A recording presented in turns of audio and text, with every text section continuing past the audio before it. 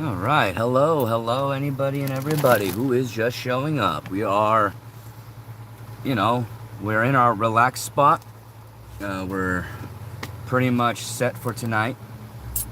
We've got DoorDash scheduled for tomorrow.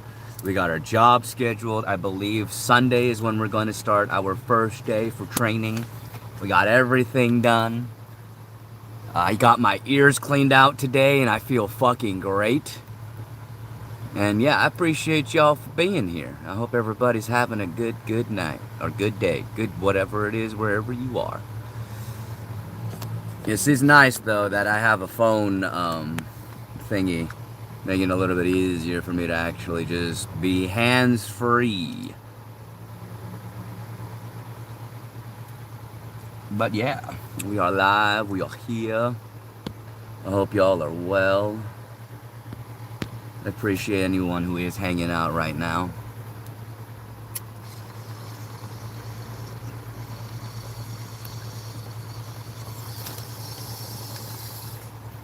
And of course, tonight around, I want to say 4 hours or so from now, we will be doing a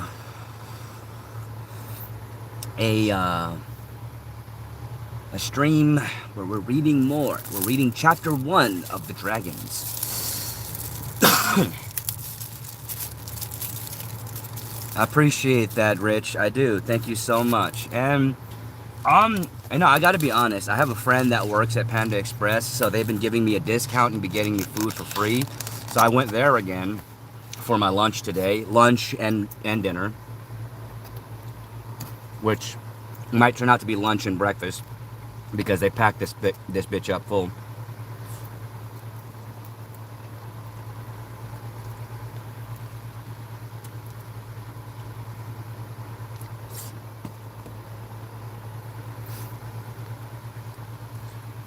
You're eating Panda right now? Nice. And what's up, Draconia Saga, Mason? How are y'all? Thank you so much for joining me. We're just eating some lunch. We're just talking, hanging out, you know, getting ourselves ready for our reading in the car stream. Hello, Monique.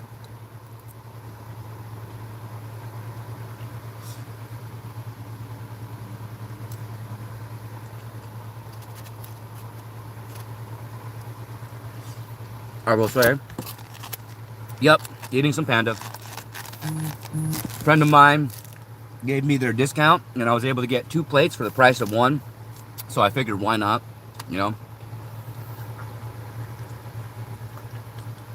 Hello, Traffic World. Hello, everybody. Welcome. Appreciate those of you that are here on the stream while we are just relaxing.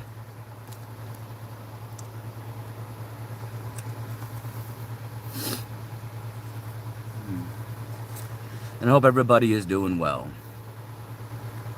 Well, much love, but I don't think you need me, my friend. I think you just need to realize that you are enough.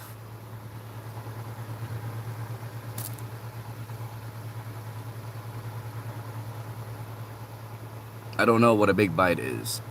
Sorry, Shant. Ain't looking for no sex partners. I'm just here being me.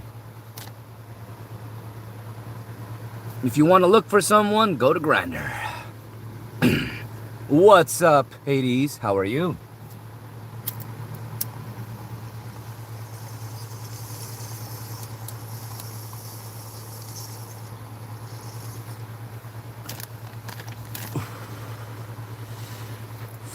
Appreciate all of y'all for being here.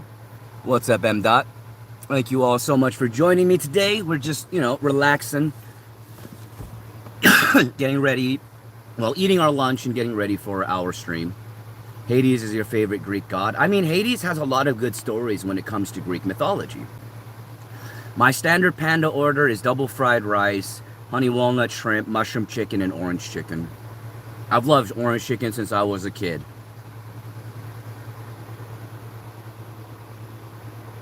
It might not be actual Chinese food, but you know what? It tastes good enough for me, right? Because technically, orange chicken actually, and I know this because I actually worked at Panda Express back in the day, but orange chicken specifically was made by a Hawaiian branch of Panda Express specifically. And it came from a Hawaiian recipe, actually.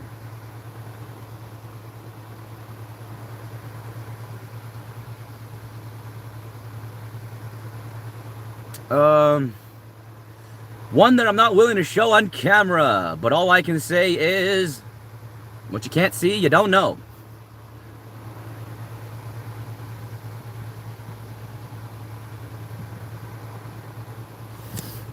That's sacrilegious. I mean, it's food when it comes down to it.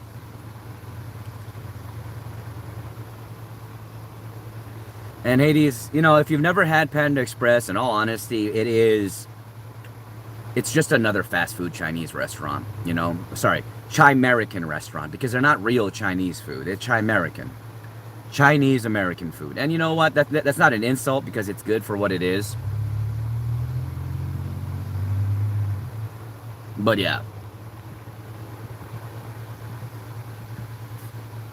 So yeah, when it comes to Hades, Hades being your favorite god. Now, Hades has a lot of interesting stories.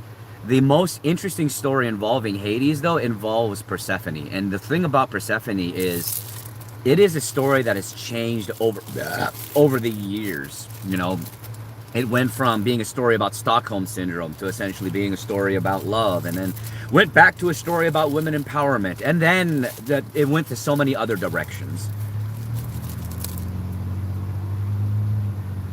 But Hades, being one of the oldest brothers, or one of the closest brothers of Zeus, makes him be in the center stage for a lot of stories when it comes to Greek and Roman mythology. Any better Chinese places? In my opinion, one of the better Chinese places comparative to Panda Express is one that I've only seen in the West Coast part of California. I haven't really seen it anywhere else, but there is a fast food chain known as Pickup Sticks. I really enjoy Pickup Sticks for their chow mein and their house special chicken, which once again, it's Chimerican. Hades is the oldest of the three brothers, right? Because it's Hades, Poseidon, and Zeus, right? Yeah, it's Hades, Poseidon, and Zeus.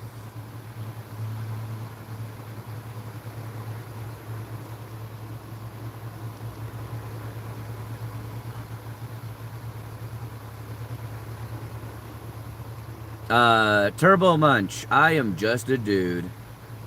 I am just a dude. And if I look big, it's because I'm fat.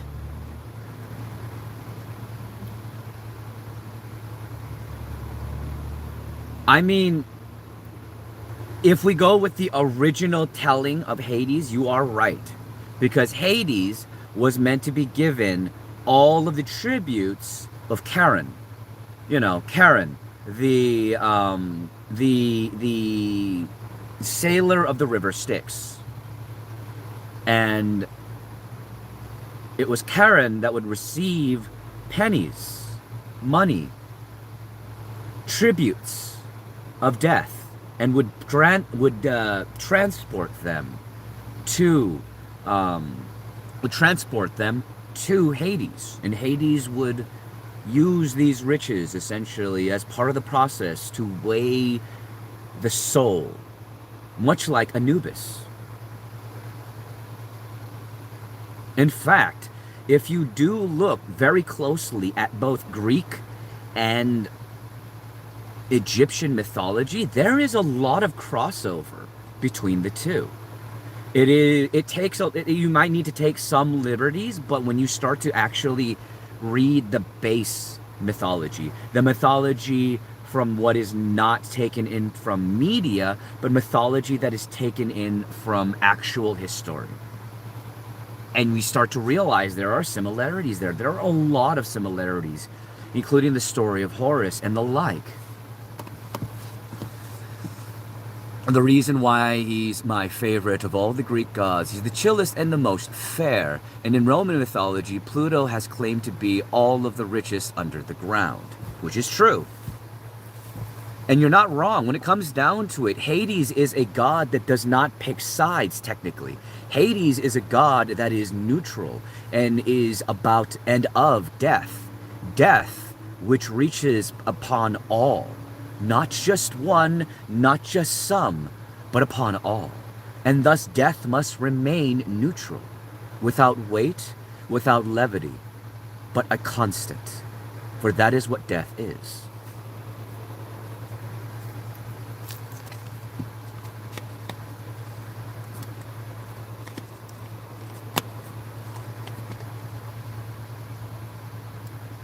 And I can see why Hades is one of your favorites. I can.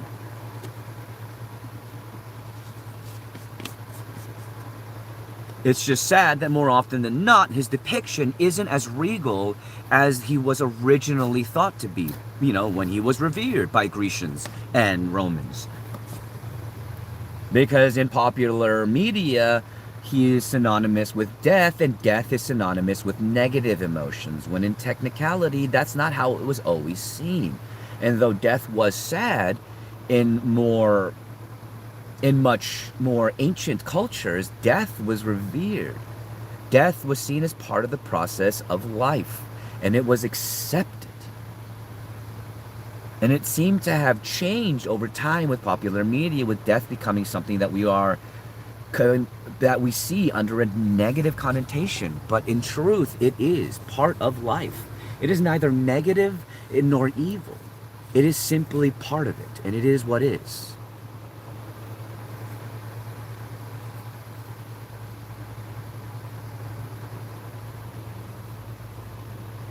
One moment, I gotta go grab something. So you get a mocha intermission.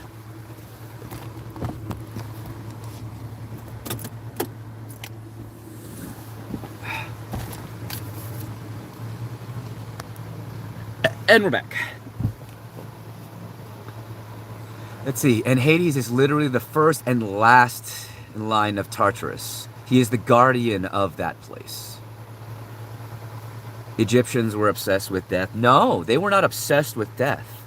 Egyptians were obsessed with life in its entirety, both life and death. And the concept of that they were one and the same. That is why in death they revered life. That is why they revered death as much as they revered life. That is why they created pyramids. That is why they had such elaborate celebration and tradition when it came to those that had passed on, even if they were of royal or non-royal blood. And it was not some obsession with death. It wasn't some occult sickness kind of mindset. The Book of the Dead, you do realize that the concept of the Book of the Dead actually spans beyond just Egypt. There is a version of the Book of the Dead in pretty much every single type of culture. Every single culture.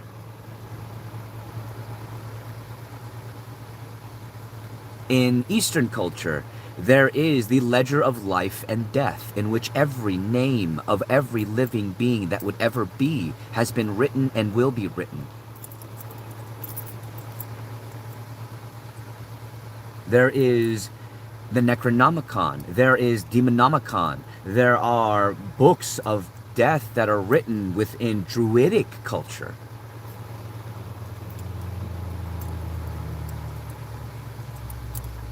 It's not deflection, it's just truth.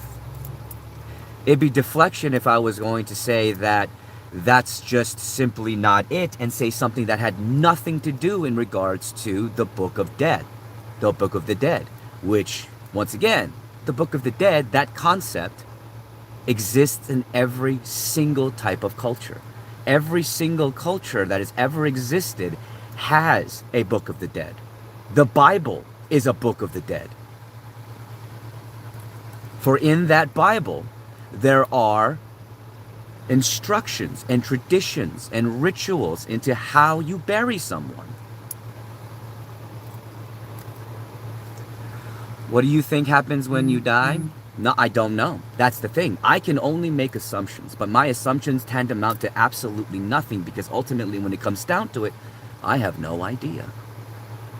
I have assumptions, sure. But those assumptions mean little to nothing when it comes down to it. For when I die, that is when I will know.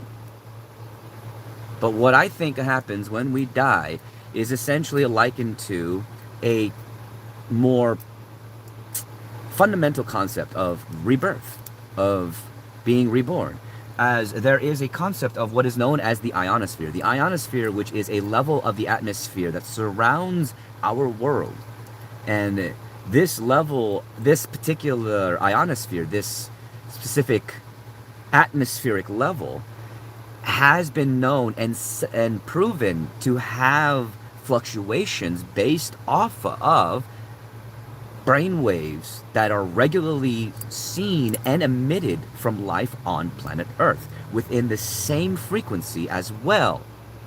And within that, personally, I do believe when we die, because of the properties of energy conservation, energy cannot be changed, energy cannot be destroyed, nor can it be created. It can simply change form and be recycled. And in that sense, what I believe when you die, the energy that is what's powering the neurons in your mind, that electrical energy as you die returns to the ionosphere to be recycled, to be used once more for the next birth and the next creation of life, the next person. But in that sense, that doesn't mean that you are reborn. It doesn't mean that you have your soul is reborn in that sense. It simply means that the energy that created your life is reused to continue the perpetuation of life, the perpetuation of the universe's method of keeping meat fresh longer.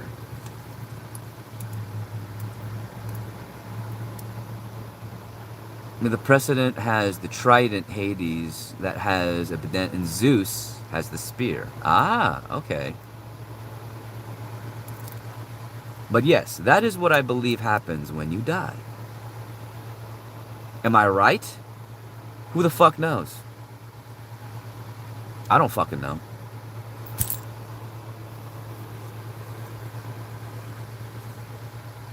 And I'm not going to say that anyone is right or wrong, because none of us will know until we face it ourselves. When we breathe our last breath, when we breathe our last breath in fear, which we will all breathe our last breath in fear, no matter what anybody tells you, no matter what mental state that they're currently in that instance, everyone is afraid.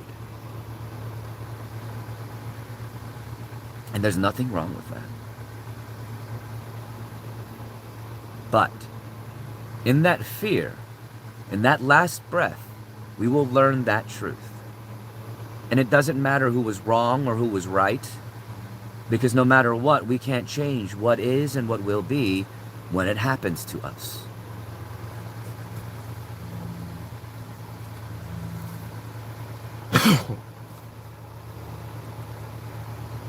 Breathing a last breath does sound better. I would agree.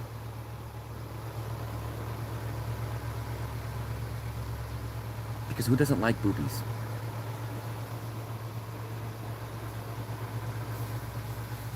It doesn't matter what your orientation is. Everybody likes boobies. Or at least most people like boobies. I'm sure there are some people out there that don't like boobies, but most people like boobies.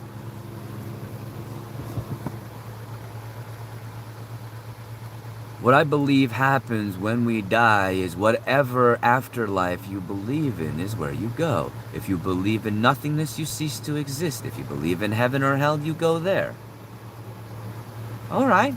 That is an interesting thought process, and I can see merit in that thought process. Definitely. You know, it's more of the fact that consciousness in itself is more existential than it is physical or even quantifiable.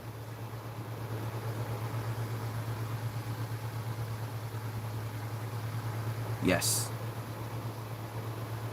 In the words of the Bundy family from Married with Children, boobies, boobies, yum, yum, yum.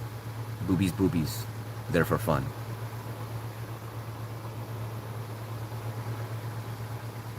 Be it on a man or a woman, it doesn't matter what your fancy is. I'm sure there's everybody that can get a giggle from a boobie. Just saying.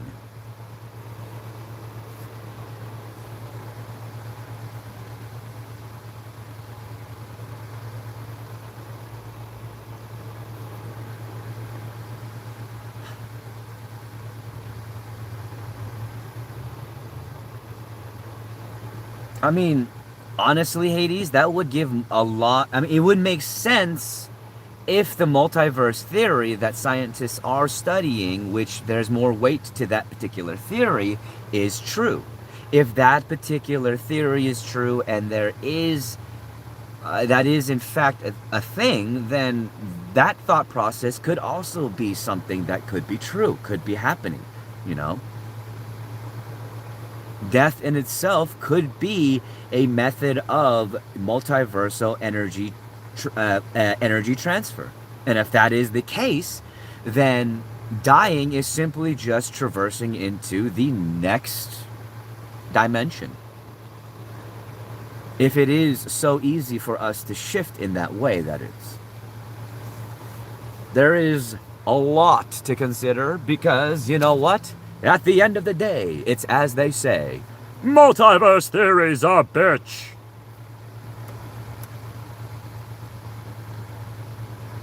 Huh?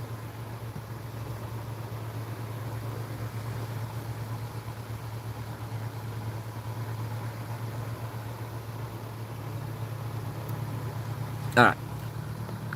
Just gotta make sure that we're not at that point. Yes, cool.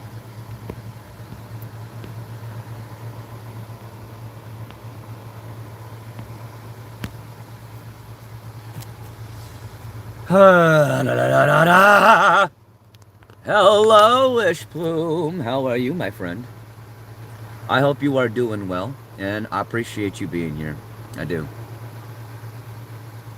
I have no idea what that stands for. I apologize for my ignorance. But what the heck are those? And, hey, what's up, Loki? How are you, my friend? Thank you so much for being here. I really appreciate y'all. I'm doing great. Opened more packs today and pulled an Arceus. Oh my god, Eshplume, you're getting more Pokemon cards. Jesus. It's okay. I can't judge you for that. For those of you who don't know, Arceus is basically God in Pokemon. Yes. Arceus, or Arceus, however you say it, is the one that is responsible for creating the world, the universe, the existence of Pokemon, and of all Pokemon, including people, because guess what? People are Pokemon in that universe, and yes, that is canon. They've been stated. It's been talked about. That's true. People are Pokemon. Fight me on that one. I'm glad you're doing good. My day was pretty good today. You know, I took Mocha out for a walk. I am working on socializing her more. I did my training yesterday for work. A lot of things are moving forward.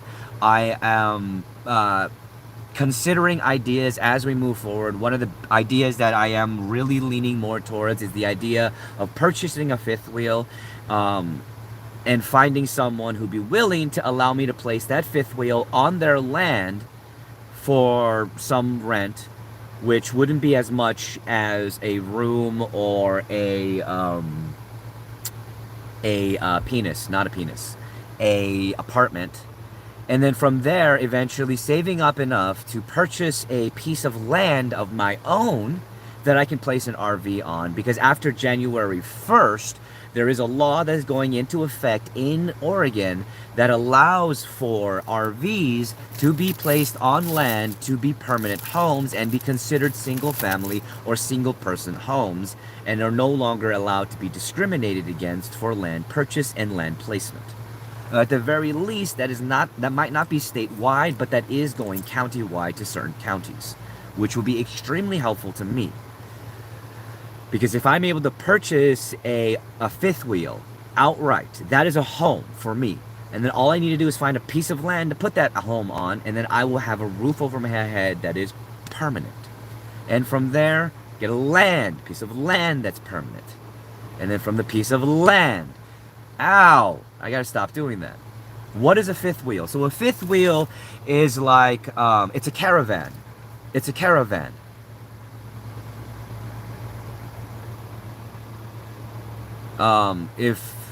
Yeah, it's a caravan. I believe that's what they call them in Europe.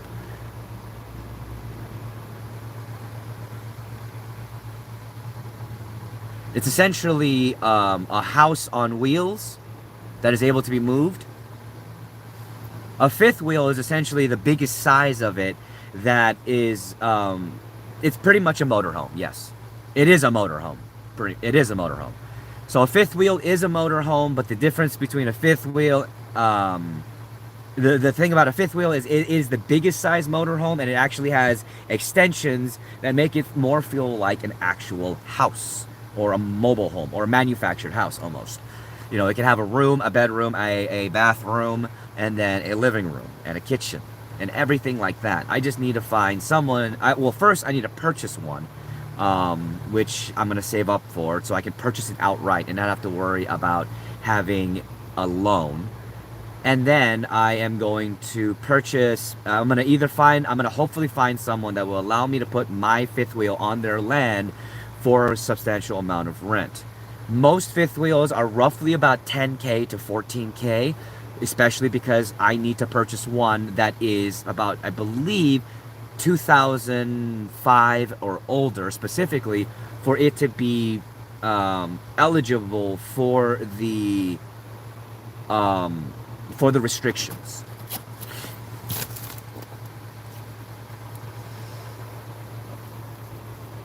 Oh yeah, and not too terrible. It's just a matter of getting the fifth wheel, and once I have the fifth wheel, it's a matter of actually putting it on a piece of land that will allow me to have that there, that is internet, electric, sewage, water ready, so that I can hook everything up, and I can have internet, and then keep working, keep saving up as much money as I can possibly save up, putting that into the savings account, keep growing that, and then eventually buy a piece of land that I can put that fifth wheel on that is mine, and then work on from there. Is land expensive in Oregon? It can be expensive, but it can also be cheap depending on where you're going for, what you're going for, and how much land you're going to purchase. You know, I'm still weighing the thought processes. It's just most likely the thought process of getting a fifth wheel and then having someone who's kind enough to let me put that on their land is going to be the quickest route that I have to get a roof over my head and have something that's mine, permanently mine, that I won't have to worry about losing. The only thing I have to worry about is moving it around if I have to move it.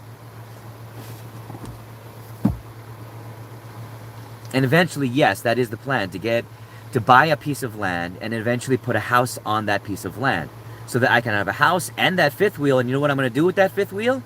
It's going to be my stream room. It's going to be my stream office. And I'm going to have a home. Like that is the ultimate goal, is to have a permanent house. So this little one can have a permanent backyard, or at least a little bit of property to run around on and be a dog.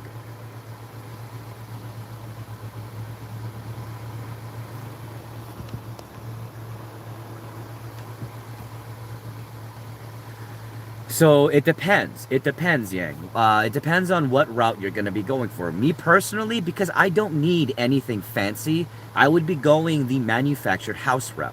Manufactured homes are actually quite cheap comparative to actually building a stick and stone foundation house.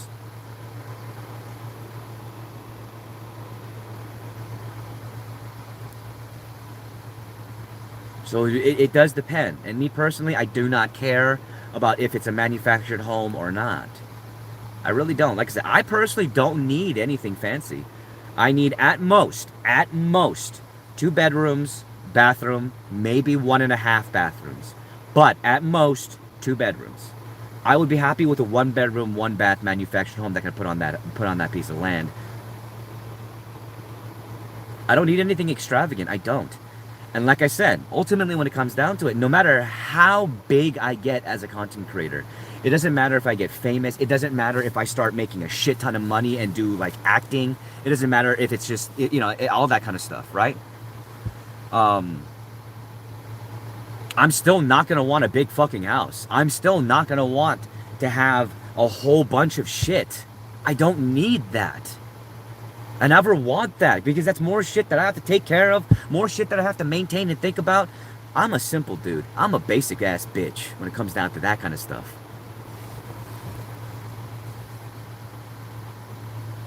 And I don't care how much money I end up getting. Ultimately, you know what I'm going to do with all that? If I end up making any sum of money above what I need for the means for me to live my life as I want, which is simply to have a house, internet, my computers, to stream, and to be me, and to have food for me and my dog. That's it. That's all I need. Anything extra is going to go straight towards helping other people. Is going to go straight towards helping people live the life that they want to do, to be content creators, to be artists, to donate to actual causes that actually matter. Because I don't need any of that fucking money. I don't want to hoard any of that fucking money. I don't see a reason to.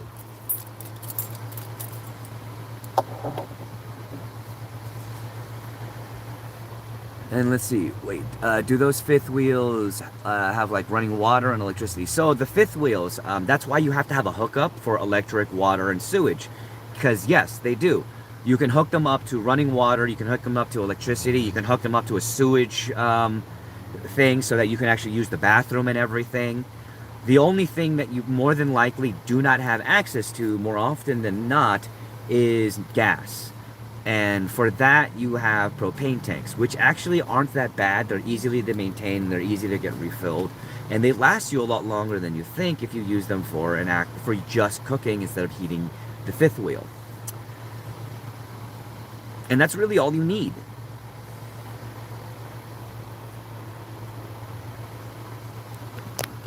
And I appreciate that, Yang. Honestly, I appreciate all of y'all for being here and hanging out. I do. Thank you so much. Because honestly, like I said, that I don't want to be someone who hoards riches. I have no need to, no want to, or any inclination to even consider it. I don't.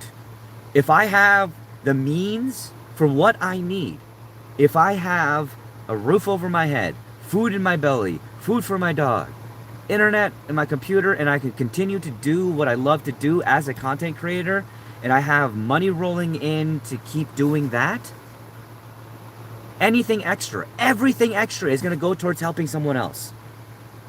Because I don't fucking need it.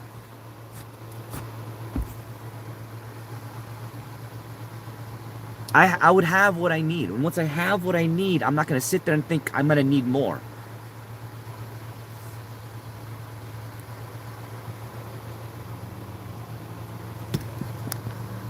I don't see a reason for it. It seems quite asinine to think it that way. So why? Why should I? And I appreciate you, Lamborghini, for being here. And I hope you are having a wonderful day as well. Thank you for your kindness. We are, just... I'm supposed to be eating, but I'm kind of not eating.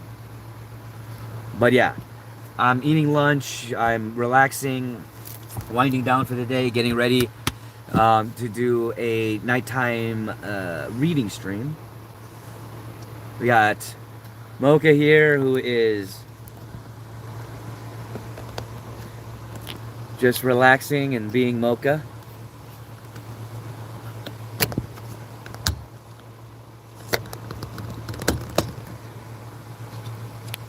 But yeah, appreciate y'all for being here. Appreciate those of you that are liking the stream and reacting. I really do, because it helps me as a content creator here on YouTube, because I am trying to get my YouTube monetized. That is one of my biggest goals. YouTube monetization, as well as, of course, trying to get more people in my Patreon. Well, actually, no, technically, sorry. I lied. I'm so sorry. My biggest goal is to get a roof over my head. You know? But I also do want to be a content... This is what I do for a living, Being a content creator, other than my job. But this is my career. This is what I love to do. I love to be able to inspire, to make people smile, to be able to entertain. And I appreciate y'all for being here. And what's up, Garrett? How are you? And I hope one day that I can do this in a much more stable place with much more stable connection with like Wi-Fi, so I don't have to worry about there being any kind of eeks and issues. Yeah, it sucks we can't spam likes on YouTube. Hey, the thing is, YouTube still, the YouTube has a different way of counting its algorithm. You know, it looks at how long you're here. It looks at the comments that you make. It looks at the fact of how many people are here and how many people have liked the stream while being here. All of that helps my metrics as a content creator. How do I get my YouTube monetized? So the way that I get my YouTube monetized is either through getting I think it's 3 million, yeah. Getting 3 million views on my shorts as a total. And Red Table Lamp, but this is my get. Okay, thank you so much for letting me know, because honestly, when people, like the name changes in between platforms is a little bit jarring, so I appreciate you letting me know.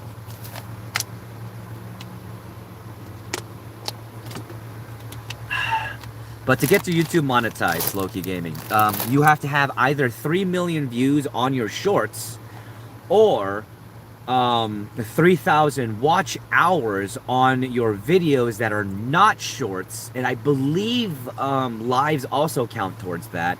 3 million view hours, sorry, not 3 million, 3,000 view hours, as well as 1,000 subscribers, which I already hit the 1,000 subscriber mark. Now I'm just looking for the view marks, which is either 3,000 viewers on my non-short content, 3,000 hours of views on my non-short content, or 3 million views on my short content. Either way, that's really what I need to be able to monetize my YouTube, which is it would be an amazing step forward right now. So because my YouTube kind of suffered a lot from a lot of me being disingenuous in the previous past, which of course led me to me being in my car and losing my friends and losing the woman that I love. And I'm doing better now because I'm pushing forward and I'm trying to be a better person overall. Right now, my YouTube is, I have enough subscribers. It's just the watch hours on YouTube are terrible. Right now, I only have 768 watch hours for my YouTube content, as well as only roughly, I want to say 3 to 3,400 watch views on my shorts. So that's kind of where that's at. And I am working on trying to add more content, even though I'm in here. Like, I'm going to do story video, like, you know, like the last YouTube video that I did send, that I posted on my YouTube, other than the shorts, was me telling a short story, kind of off the cuff. And I was just telling a short story, one that I was making up, and it was about 7 minutes long, so it was a full-length video, technically not a short video, because short videos are 3 minutes or less. And I'm going to do things like that, you know, short story, aggressive camping short stories, and posting things like that to help add to my content on YouTube and things like that. So that hopefully I can reach that monetization goal while I'm doing security, while I'm living in my car, and all of that. So if I watch videos, it goes towards watch hours. Yes, Loki Gaming, watching my videos that I've posted on YouTube does go towards my watch hours, and it helps me greatly. You know, I have a few supercuts that are on there that are extremely long that would really help if more people watch them, like my Darksider supercut, which is almost 10 hours long. I have a Jedi Survivor supercut, as well as a Jedi Fallen Order supercut. I think those are the only supercuts that I actually have. Oh, and I think I have a Dead Space supercut on there as well.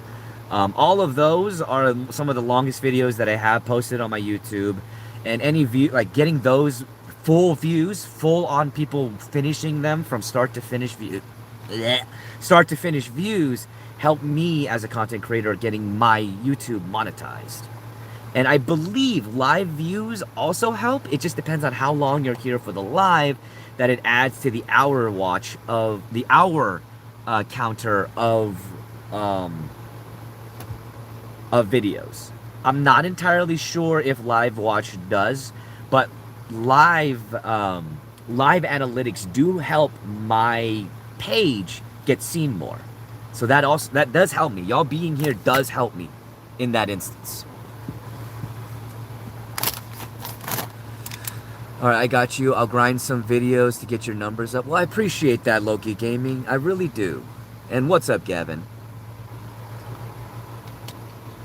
I really do appreciate that. It means a lot that that anybody who wants to help me try to get my YouTube monetized, it means the world to me because that has been a goal of mine since before I became homeless. And it is still a goal of mine because this is what I want to do for a living. I want to be a content creator, and I'm not going to stop trying to be a content creator. You know? Like I said, I understand now. It took me too long to understand this, but I understand now that what I do for money, what I do to try and keep pushing forward in the finance department does not define me as a person. What my passion is, what I love to do, and who I am, who I choose to be, defines me as a person. And I choose to be a content creator, no matter what job I have to do to keep this going. Because I love y'all. I love having a community. I love being entertained, and I love trying to pursue this. You know, I'm learning new things every day, and I'm trying to do better every day. And it's because of y'all inspiring me to keep trying to do this that I can. So thank you. And thank you for those of you that are here, that have liked the live, that are still watching. I fucking love y'all. I really should be eating my lunch, but I'm talking. And I really like talking to y'all instead of just eating in front of y'all.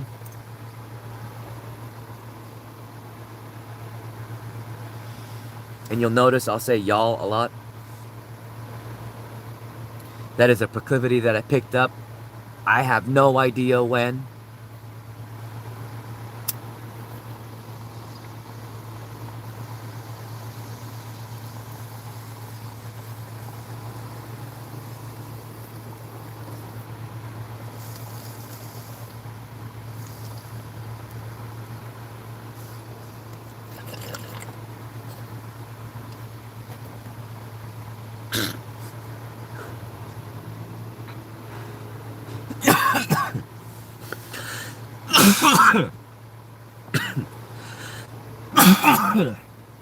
Wolf.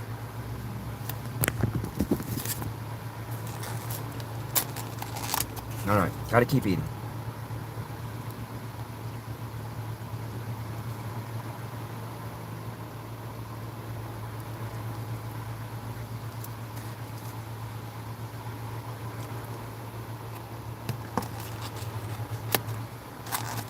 I will say one thing that I do love about Panda Express, in fact, I have somebody over there that is willing to help me with discounts to get some stuff, is that one plate is enough for 2 meals technically. Sometimes. More often than not, it's actually enough for 2 meals. So that second plate usually ends up being breakfast and lunch.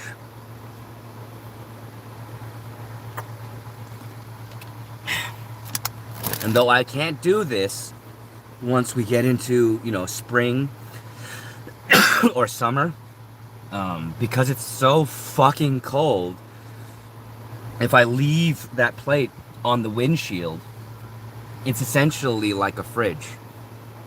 And it'll keep that from spoiling so that I can eat it in the morning. And I don't mind eating cold leftovers because I don't have the means to cook anything or keep anything in storage because I don't have a fridge yet. Well, I don't have a fridge, period. You got a microwave? No, and I gotta be honest with you, I wouldn't be comfortable using a microwave in the car. Not because of any, like, radiation ideas. No, it's mainly because I don't want to blow out my battery or my fuses in my car, because I think that would draw in too much energy. And I think that would blow a fuse in my car, and if a fuse blows in my car, I don't know if I can afford to fix that right now. Because I don't want to touch any of the money that I was donated. Like I said, all of that money is going straight into a savings, and it is not being touched. And even the money that I actually lent out to somebody to make sure that they didn't end up in the same situation that I'm in right now, homeless, with kids, they paid me back. And I didn't really expect them to pay me back, but they paid me back, so I sent that money straight up to the savings as well.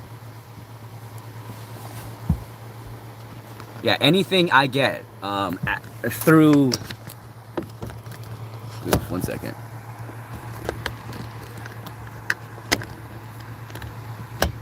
Yeah, anything I get through this particular process, like while I am any donations I get while I am living in my car, they're going straight into a savings account, and I'm not touching them. I'm not touching it because I'm not going to insult the people who have helped me by using it for bullshit. No, that money is going to go into is in savings, and I'm going to straight up use that savings to buy that fifth wheel and to eventually get to a place where I can have a piece of land that I could put that fifth wheel on, and then eventually put a manufactured home onto that piece of land, so that we can have a permanent home, so that Mocha can have a permanent home because she deserves one.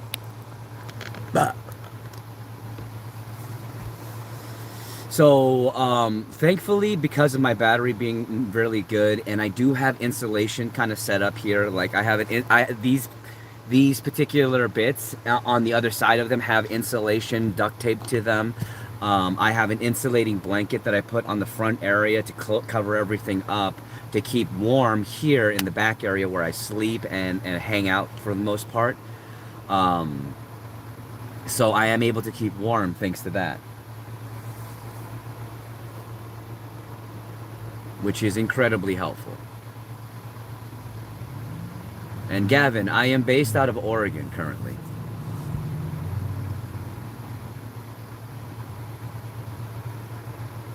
Are you okay? I'm sorry. I just wanted to make sure you were okay. I didn't mean to scare you. I'm sorry. I didn't know you were dreaming. She jumped a little bit, and I was like, oops, I didn't mean to make you jump.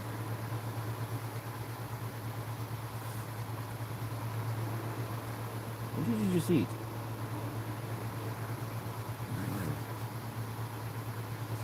My friend plays basketball in Salem for... Right on. Can't really say that name because I'd fucking butcher that pronunciation. Is the weather holding up? I'm in Minnesota, super cold and snow. Thankfully, no snow yet, but it is fucking cold. Thankfully, though, people have given me some tips about how to do this and how to stay warm, and their tips have helped me a lot to stay warm. In fact, right now, because of me, after I've set everything up other than the insulating layer in the front, it's already warm enough here that I had to open up the window a little bit because it's a little bit, it can get a little stuffy in here until it is around 6 o'clock, and at 6 o'clock it gets super freaking cold. But for now, I actually have a fan going and everything.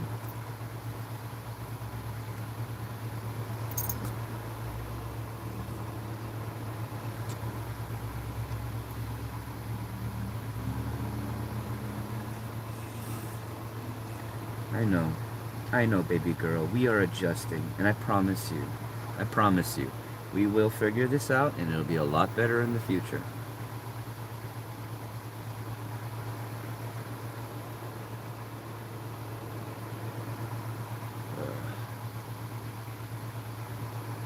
I mean, she's comfy, thankfully, she's comfy and she's adjusting, so there's that. I'm in Alaska now. Starting my car in -1 degree weather with a blanket sweater, and I didn't feel anything. Well, how long have you been in Alaska? I guess that'd be the question. Because if you've lived there for some time, it definitely makes you a lot easier. I mean, that's not what I meant to say. Not you a lot. It makes it not you a lot easier. I don't. Scratch that, because that's not what I meant to say. It definitely makes it a lot easier to handle cold weather if you're used to it. I am somewhat used to cold weather, and I am a bit chunky, so that helps me a bit. But I'm more used to living in a home. I am not used to being homeless. This is day 5. Yeah, this is day 5. No, day 6. Day 5 or 6 of actually being homeless and living in my car for the first time, completely alone. I broke up with my significant other. I hurt my friends who were my roommates because I wasn't being myself and I was just ignoring everything and just going through the motions and not being present. And now, they're not my friends anymore because I hurt them, and I understand. That's my fault. It's what I did. So I put myself in this position, obviously. And I have no one to blame but myself. But it is scary because this is the first time I am completely alone doing this all on my own. And thankfully, I've got a lot of things figured out. And, I'm not as alone as I thought because I have y'all. And I have friends that have helped me. I had a friend that helped me get this job that I'm going to get. I have friends that helped me figure out what I was going to do to make this place a little bit more comfortable to live. My ex is still my friend, and she's caring enough to help me have had an address long enough that I could get a job and get everything set up until I got a P.O. box and everything. So I am grateful that I'm not completely alone. It's just I'm here alone, doing this alone. I'm trying to make sure that I can figure out a way to get my head above water and out of this shit so that she doesn't have to deal with this, because she is the only one in my life that I have, my dog. And she is my best friend. And I've had her since she was a pup. Not literally, my ex-wife, who is not my last ex. My last ex is actually just my ex-girlfriend. But before her, I was married. But yeah, my ex-wife, she actually was the reason why we got her. We purchased her from a family that had a dog that got out and accidentally had a, incident, and they had puppies, and they had to house the puppies because they couldn't keep them. So we paid for the housing fee, and we got a pup, and she was the runt of the litter. And the reason why my ex-wife bought her was specifically to give her to her best friend so that she had a dog. Even though she never asked for it, even though she didn't want it, she still did it. And then when she came over to hang out, she's like, "Hey, here's your dog." And she's like, "I didn't want her. I don't want that dog. Why did you get that dog? I don't want that dog." So we ended up with that. We ended up with Mocha. And I loved her. I did, because she was such an adorable and kind, and she's such a sweet dog. But what I didn't know is that, apparently behind the scenes, when I wasn't there, my ex-wife was abusing her. And she ended up becoming really fearful of other people other than me and other dogs. She reacts very viscerally to other people and other dogs. So I have to work really hard to try and socialize her right now. It is a difficult process, but every morning what we're doing is we're going to a park. We're going out in public in the park. The park isn't highly populated, but there are people that come through, and there are people with dogs that come through. So it is a good place to start her off slow. And eventually we're going to go to more populated areas, and I'm going to try and work on how I thought this should go and how I thought I should help her. Because I've been using other people's methods and they haven't been working. And so far my method has been working. And it's not saying that this works for everybody, but it does work for her for what she's gone through, which is essentially just making her sit in front of me, a lot of positive reinforcement, a lot of stern no's, no yelling or screaming or hurting or nipping or pinching or bopping, just hand up, stern no's, making sure she sits. And then once she sits, giving her positive reinforcement, reaffirming, continuing this. I'm going to eventually get treats. To help with this. And with that, I'm hoping that I can eventually work her back to being socialized and easy with people. And I hope, Yang, you get some panda. I hope it's delicious. Do you dab or just tree? Palm trees are pretty much all I got and all I do right now. I'm in my car, so having a torch and all of that probably would not be a good idea. Just saying. Not saying I haven't, not saying I don't enjoy, it's just I don't exactly have the means nor space nor place to do it. If that makes sense. That rhymed better than I thought it would.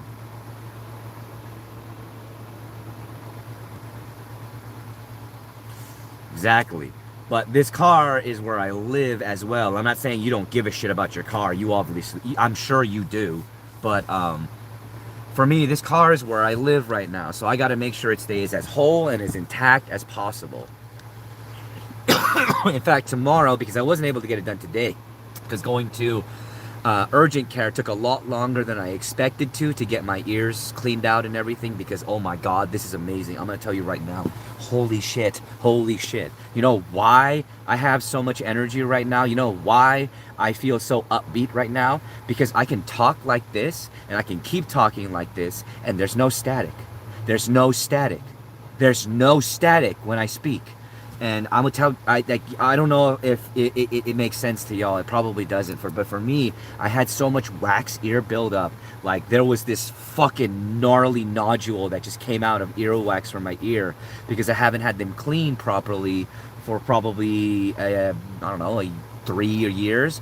And I've been having this static in my ears for about 1.5 years now. And it's every time I talk, this static just keeps. And it sucked. It was driving me nuts, and I finally was, you know what? I am going to urgent care. I'm getting this taken care of. And it's so freeing. It's so quiet, except for me talking. I can hear myself talk, and I don't hear that fucking static. And I know for y'all, it doesn't make... See, that's the thing. I had Q-tips. Q-tips were making it worse. The doctor actually told me, he's like, yeah, the way that your ears are shaped, because you used Q-tips, you were just impacting your ear more and more and more. So those Q-tips were not helping me. So I need to get an actual kit to clean my ears properly, or just go to urgent care because it is paid for and covered by my insurance to be able to get my ears cleaned. But the doctor also said it was only because I went so long without even getting it checked out that, and using Q-tips, that it got impacted like that. If I were to just not use Q-tips, generally the human body, a healthy human body, has the capability, much like even lizards when they shed their skin, and I know this sounds gross, but this happens as a natural process, are able to slough out excess earwax and anything that you don't... Hey Oda, sorry, I don't mean to stop that, but hey Oda, appreciate you being here. But yeah, are able to slough out any excess earwax that and it'll just come out. It should naturally happen without Q-tips. You know, it's a natural part of your body, because earwax is essentially a almost hardened mucus layer that your ears secrete to protect your ears from allergens and the like. It is a defense mechanism of your ears. And eventually it's meant to come right out.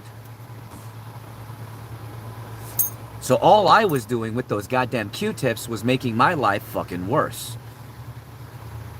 Oh, I can say all that and I don't hear static.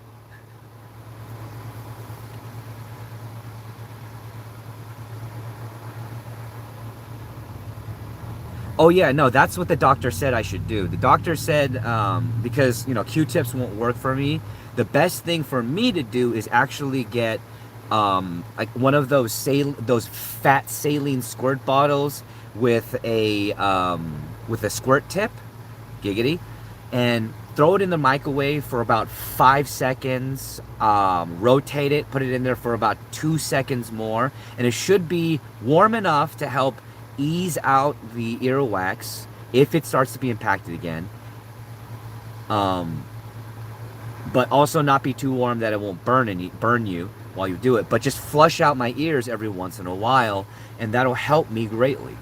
So that's probably what I'm going to be doing from now on, every month or so, because they said not to do it too often because that'll get you ear infections. So once a month, I'm going to just, you know, flush out my ears. I have the same clogged earwax. It sucks. It sucks, Eshbloom. But yeah, no, for 1.5 years, all I've been hearing is that static every time I talk.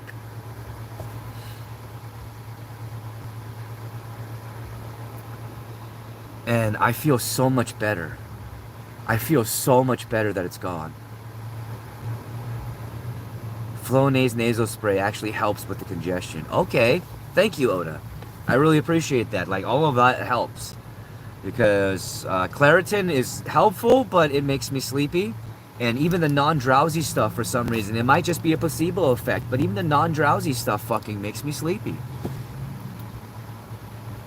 Allegra.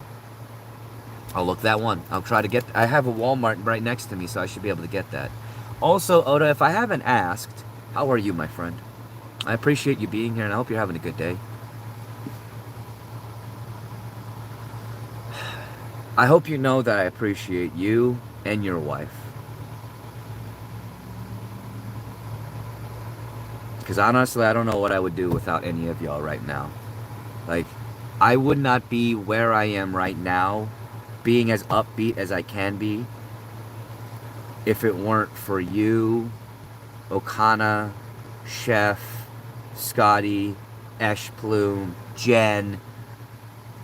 I'm so bad with names, but there were so many other people in Esh Plume's community. Absolute Zero, Pat Me, like all of y'all.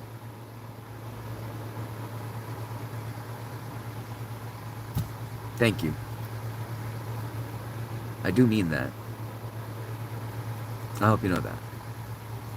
Because, you know, as scared as I was when I started this adventure, I am so much more confident in how this is going to go.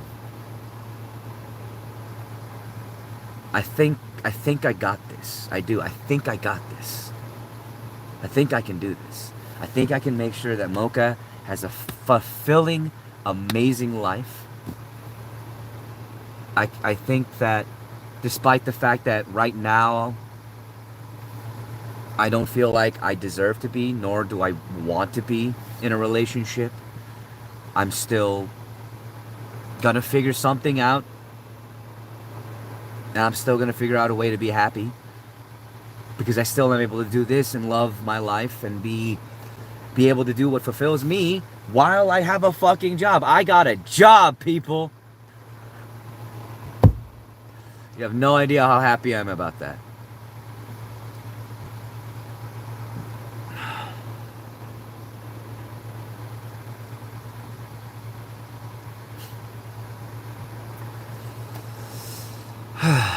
A person's problem do not disqualify a friendship.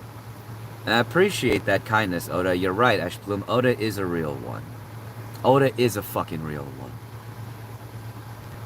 You'll be laughing and playing D&D in a little, and you'll have a house and all will be good. Definitely, Ash Bloom. I owe you a D&D game. I owe you a D&D game. In fact, you know what I'm doing? You know what I've actually been working on? Little by little, here and here, because I still have... I don't have my little laptop yet, because I did buy one. But I am working on building up and typing up, well, on as best as I can type up on this fucking touchscreen on my phone, but typing up a D&D campaign that you're going to be part of. In all honesty, I hate to say this, you know, because I have no resentment towards him, because it is my fault. You know, I'm the one who fucked everything up. I am the one who wasn't a good friend. And I have no animosity towards them. And I still support them, and I still want to see them succeed as a content creator. I do. So please do not send any hate their way. But I don't think Remy is going to be part of D&D Doofs when I come back. Mainly because, you know, I don't think he wants to talk to me anymore. And I don't blame him. I don't. But I don't think he's going to be part of the D&D Doofs anymore, so we're going to have to restart all of that. And I'm probably making assumptions, you know, because I haven't heard anything from Remy of Tentacle Motorsports, anything, since he was the one that I was staying. He was the one that I was staying at for a year and a half. He was the one that was kind enough to house me for a year and a half, and I was doing nothing but fucking off and not being myself and just receding into my own fucking pity and not being genuine with anybody around me.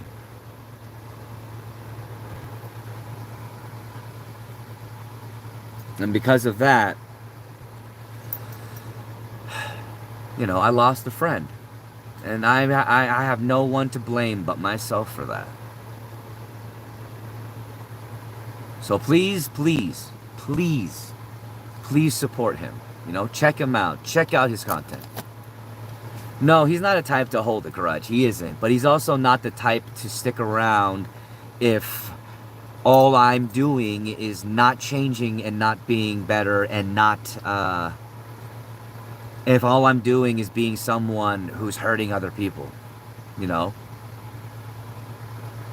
More than, when I'm in a better place, if I reach out, I know for a fact that he'll probably say, hey, I'm glad to see you got to a better place, because he's that kind of person. He is a kind person, for sure. But I don't think he's going to be wanting to be part of the D and Doofs or anything like that when I get back to that place. I mean, I will ask him, but either way, I don't think so. And I think we're going to have to restart, which is fine. I'm hoping at the very least, you, Oda, and Chef, and Geisophage will still be there by the time I'm back on my feet. I do, but I understand things happen, people move on. I don't hold that against anybody, and I'm not saying that you will. I'm just putting that out there that I won't ever think anything but the fact that I appreciate the time that I had with y'all. Either way, I do appreciate y'all. I do.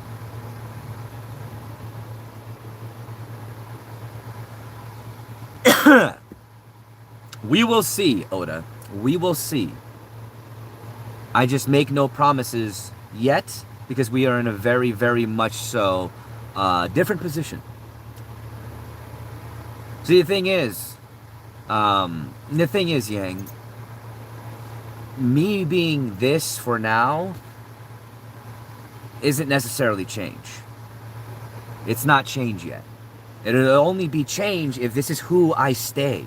But if I find a moment to become lazy and regress to what I was, it's not change. So I got to keep myself accountable. And I got to show them. I got to show them that I can do that.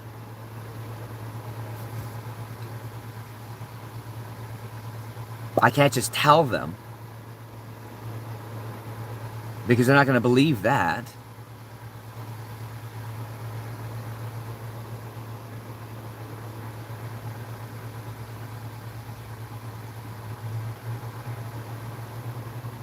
Yeah, exactly.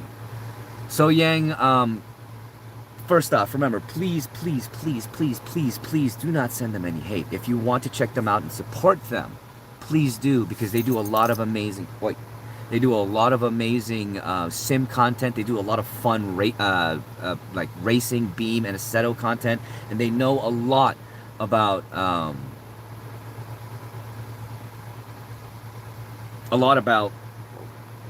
drifting and cars. They are known as Tentacle Motorsports on YouTube. I actually tag them most often than not in the videos that I post. And if you haven't checked them out, I highly recommend that you do, because they are a lot of fun, and I really would love to see them succeed as a content creator. But I also don't need people pestering them about, me being different and all of that kind of stuff and all that whatnot. Because, I mean, if they want to see it, they'll come around. But I'm not going to force them to be there. I'm not going to pester them about it either, because they deserve some peace. When it comes down to it, all of it is a little bit too fresh anyways, so they need some time. I need some time. I need to keep pushing. I need to focus on things. Let's see. I need to kidnap you and hold you to a task with my boot. Oh my, Oda. Don't you ever challenge me with a good time.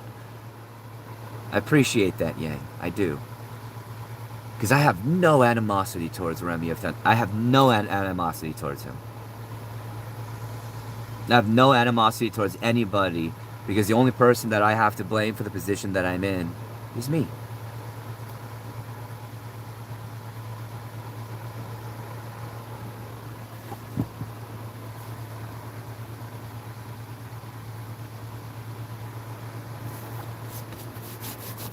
But we're taking steps forward.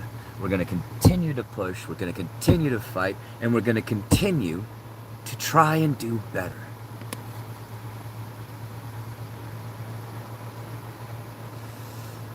Oh yeah, like I said, Oda, I don't think Remy is somebody who would. And me personally, you know, honestly, it really depends. There are times where I have held grudges.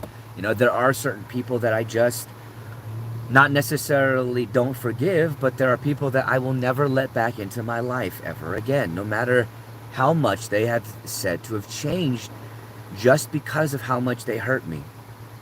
And part of that may or may not have been the fact that I was there. Maybe I was part of the problem. And I don't ever want to be part of the problem.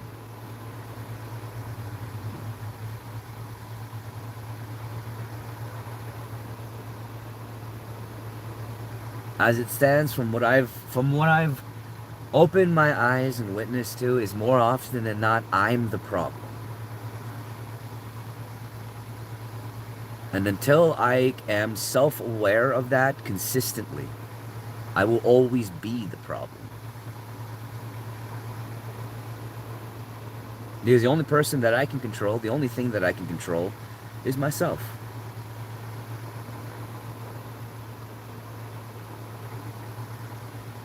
Oh yeah, definitely Eshboon. And that's how it should be, you know?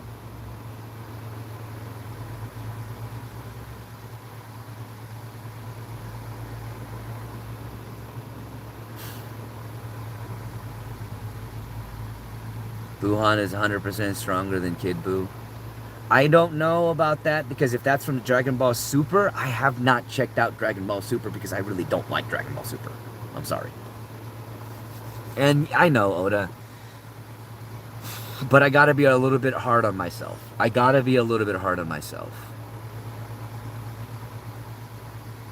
Because if I'm not, then I'm gonna get lazy. And I'm not gonna get lazy. I'm not gonna sit here and pat myself on the back until I am where I want to be. Until I am in a better place. Until she is in a better place.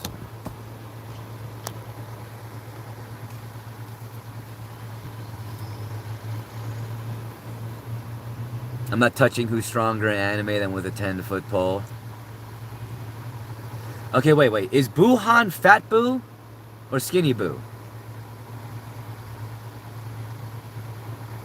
Using meters to our European friend.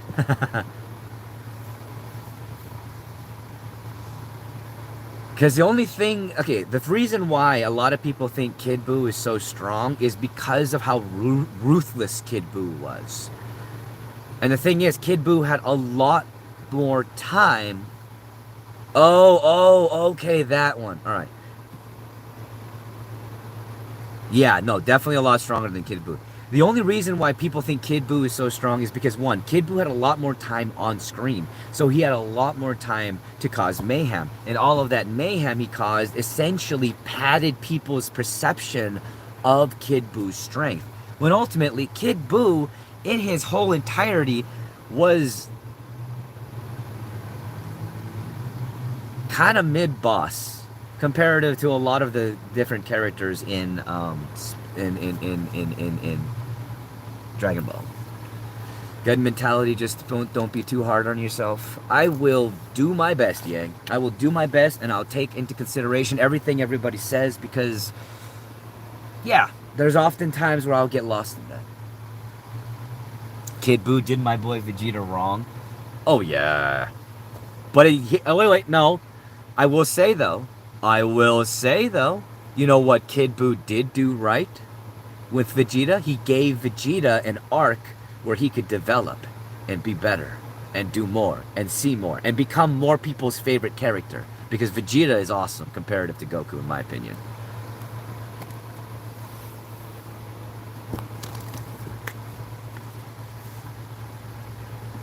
But you know who's better than Vegeta? Ghost Nappa! Vegeta! Hey, Vegeta! Remember the Ghost Planet? Huh? Remember the Ghost Planet, Vegeta? No? Remember the bug planet? Remember the bug planet, Vegeta? Favorite character is Krillin.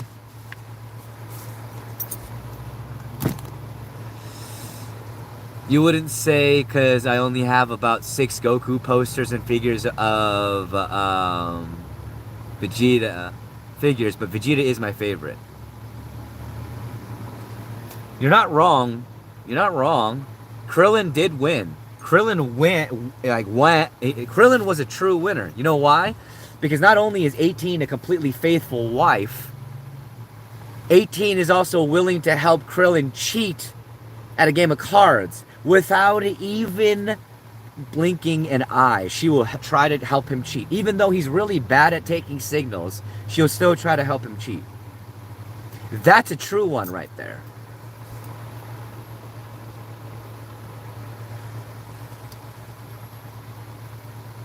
I think Bulma just has a thing for really, really angry men. Like, let's be real here. I think that's really what Bulma's thing is. She's got a thing for angry men.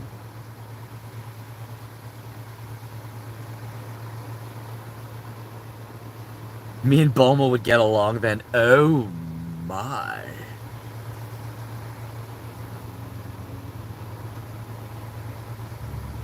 Nah, I'm not angry. I'm just trying to be cool. Be right back, dog potty.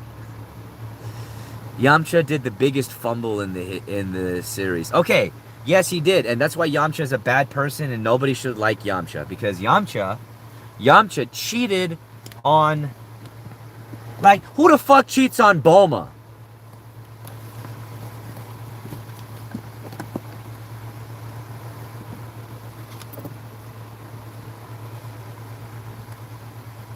Oh, I'm sorry. Your ass does not like someone who is just Yahoo?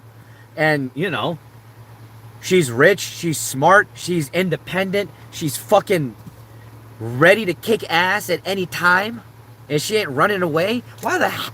Yamcha, what the fuck is wrong with you?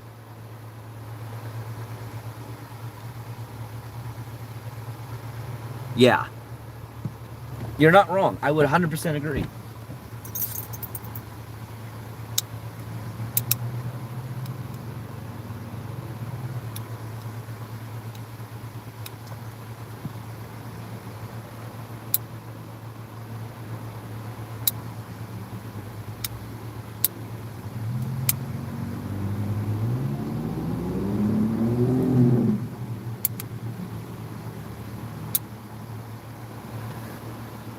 Let's see.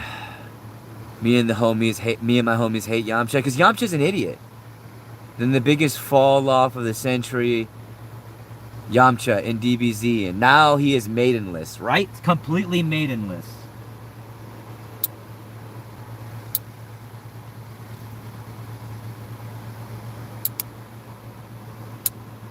No, what Yamcha did was maidenless behavior. Straight up.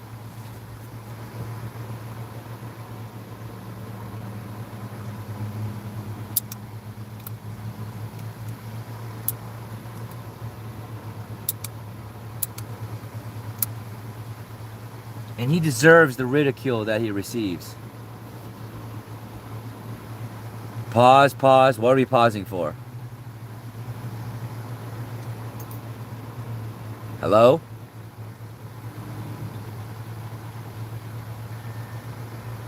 Let's see, maybe Bulma and Vegeta allow... What the fuck? Whoa. Why? I mean, the only reason why I think that would be a thing would be like, it'd be a power kink for Vegeta.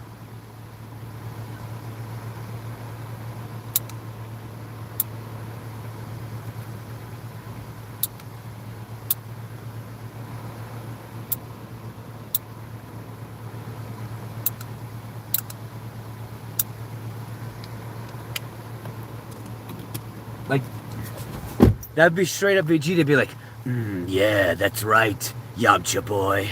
Come and watch me. I'm better than you in every single way. What? What the fuck? Bulma, why is there a camera? Yeah. That... Fuck.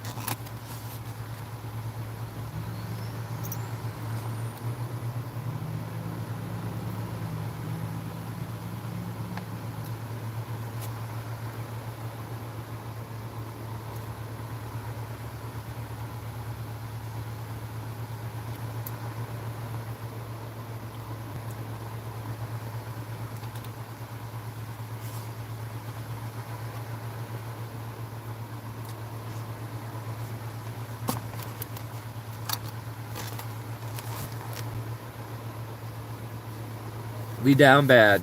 Ain't that the truth?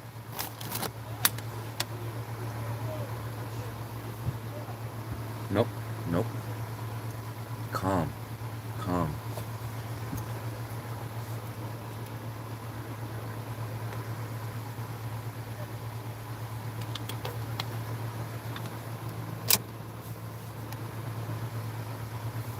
Okay. So, here's what I'm going to do. We're going to do something a little bit different. Man, I miss having nerd friends to talk about this shit. Most of my friends just talk about hip-hop and stuff. Like, I like that too, but in the core, I'm a nerd. Hey, Ash Plume, you ever want to talk about nerd stuff? You're always welcome to talk about nerd stuff. Yo, is Vlogger in this chat? Who's Vlogger? I apologize. I might know them when I see their screen name. Hey, Oda. Welcome back.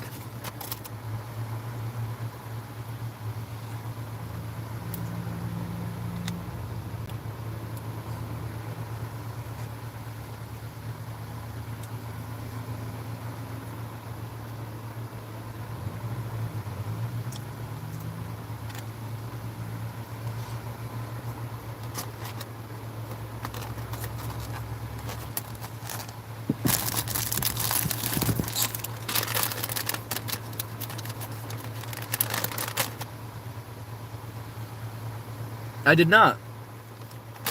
I have not seen the new Superman trailer. My friend and I shared the live, so I'm trying to see if he joined. Oh.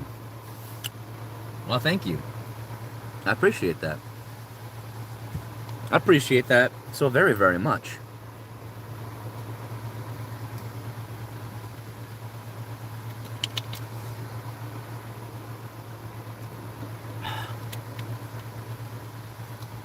And of course, yeah, in about 3 hours or so, we are going to be doing a chat stream, not chat stream, a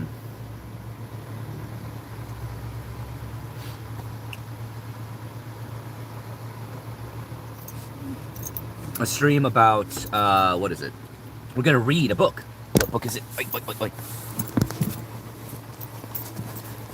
So we read the prologue. And after, tonight, for our reading stream, we are going to be reading chapter 1 of this book, The Dragons. Dragonlance Saga, Lost Histories, Volume 4. I believe it's Volume 4. Excuse me.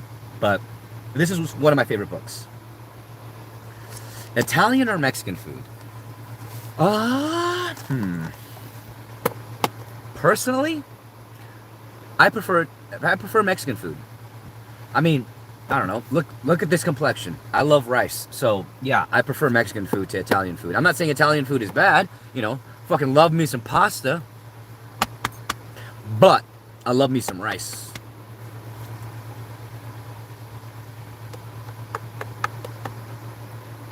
Let's see.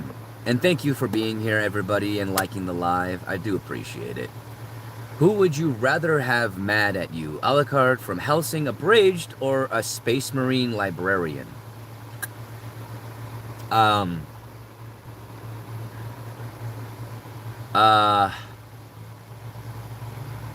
are they mad at me for, Oda? What did I do to them? That is going to determine my answer. You like Mediterranean? Ooh, absolutely.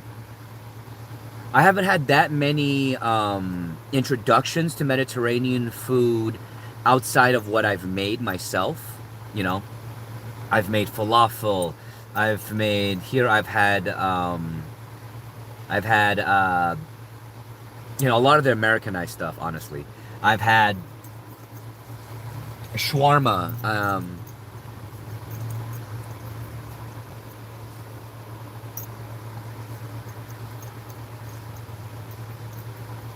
I've had some Greek food. A lot of Americanized good food. That's a hot take, Hades. Let's see. You broke Alucard's TV and you said the Emperor isn't God to the librarian. Okay, yeah, I'm gonna take the librarian.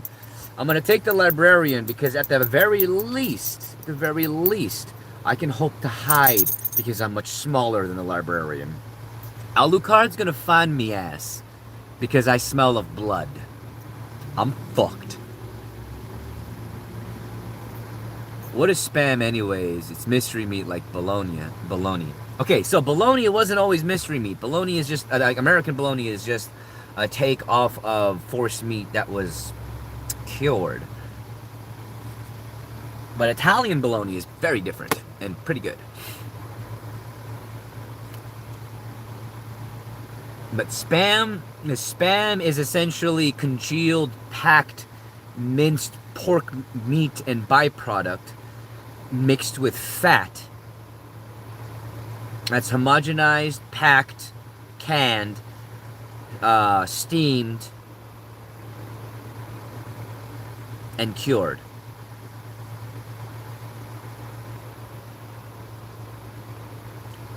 Yeah, sounds appetizing, don't it? But at the same time, I'm not gonna knock it because I've eaten spam. I actually like spam sometimes. It's pretty good. Let's see, Hiro, Tzatziki, Souvlaki, Suzuki, Scordalia.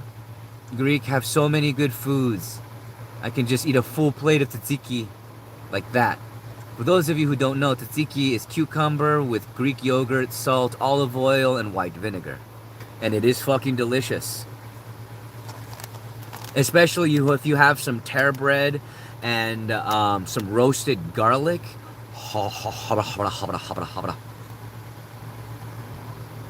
I can't knock spam because I like the properly prepared scrapple. I get you. Make me drool.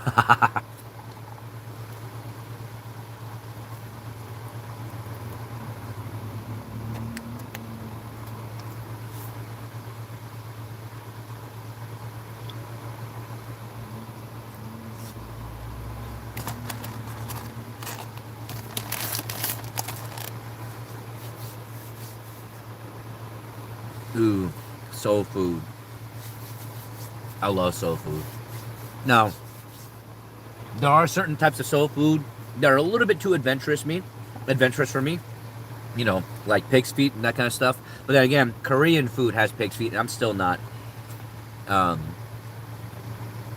really down for that. But I do love me, you know, hush puppies, collard greens, smothered ham, and cornbread. Oh man, oh god. Ooh, gumbo. No, I've had gumbo. I've had real gumbo before. While I was going to school, what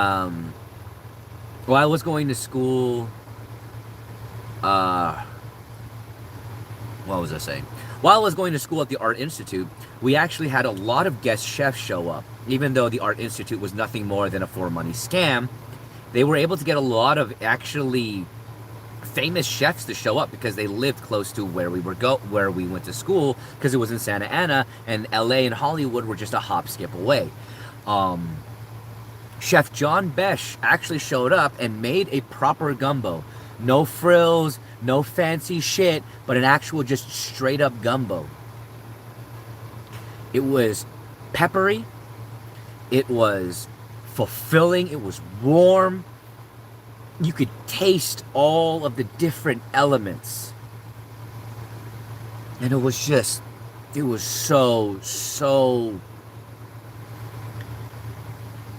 was comforting. That's what it was. It was fucking comforting to eat that.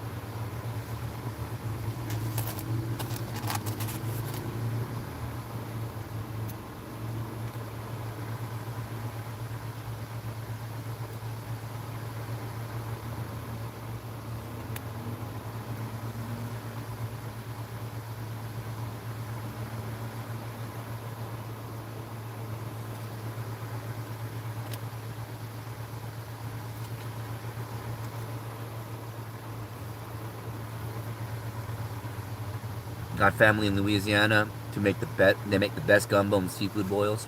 Mm. I haven't had good gumbo or a good seafood boil in a long time.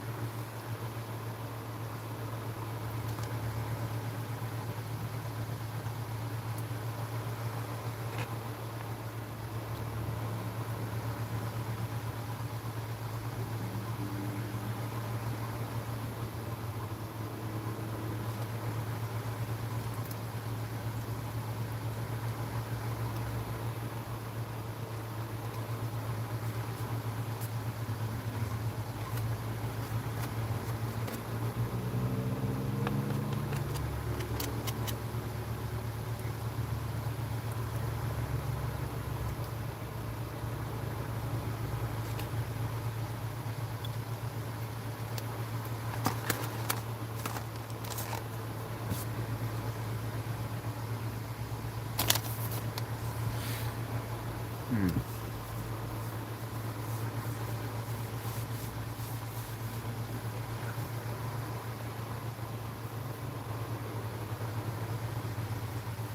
Okay.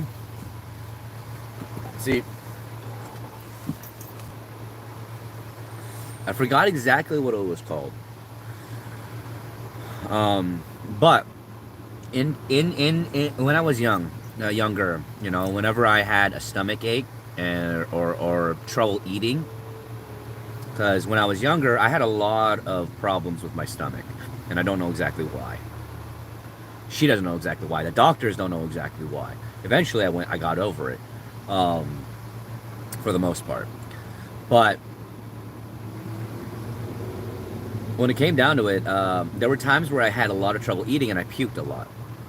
So, what my mom would make for me are two things. There's this Korean dish called chuk, which was essentially Korean porridge, and she would put bulgogi with it, which was a type of marinated pork that she made with onions and mushrooms that normally weren't in there, but I liked onions and mushrooms, and it added to the flavor a lot that I liked. And she would make that for me. Or she would make another type of dish for me that I forget what it's called. She just actually I know what it's called. She just called it karangbap, which in Korean translated English is literally just egg rice. And all she would do would get white rice, black pepper, egg, soy sauce. Fry that all together, and then serve it with a with egg omelet on top. And just that was not only filling enough for me to get through an entire day without eating. It was one of the things that really helped settle my stomach for some reason. And I don't know why. You know, and also sorry. And there was also just a small dash of sesame oil because it was really, really strong if you put too much. Ooh, tteokbokki. Tteokbokki is fucking amazing. You know, I love this spicy, sweet, just thick, giggity rice cake, almost like stew. It's so good. And then there's also tteokguk. Tteokguk is really good because it's something that's traditional and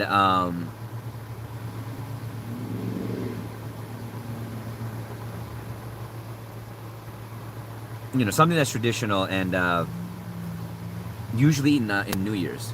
Or tteokguk and myeokguk are what are usually eaten in New Year's. And tteokguk is literally a rice cake soup in a chicken broth. Or myeokguk is a dashi-based broth with dashi leaves in it, like full-on dashi or kombu leaves in it to as part of the dish. Let's see. Ooh, that's a nice comfort food, of course. Fuck yeah. Now, depending on how you make your stock for your ramen. When I make ramen stock, what I generally do is I will start off with what I like to call a white chicken base. What I'll do is I will get a chicken, a whole chicken. I will remove as much excess fat and as much skin as I can possibly remove. I'll get onions, and I'll get celery, and I'll get ginger. And I'll stuff that into the cavity of the chicken.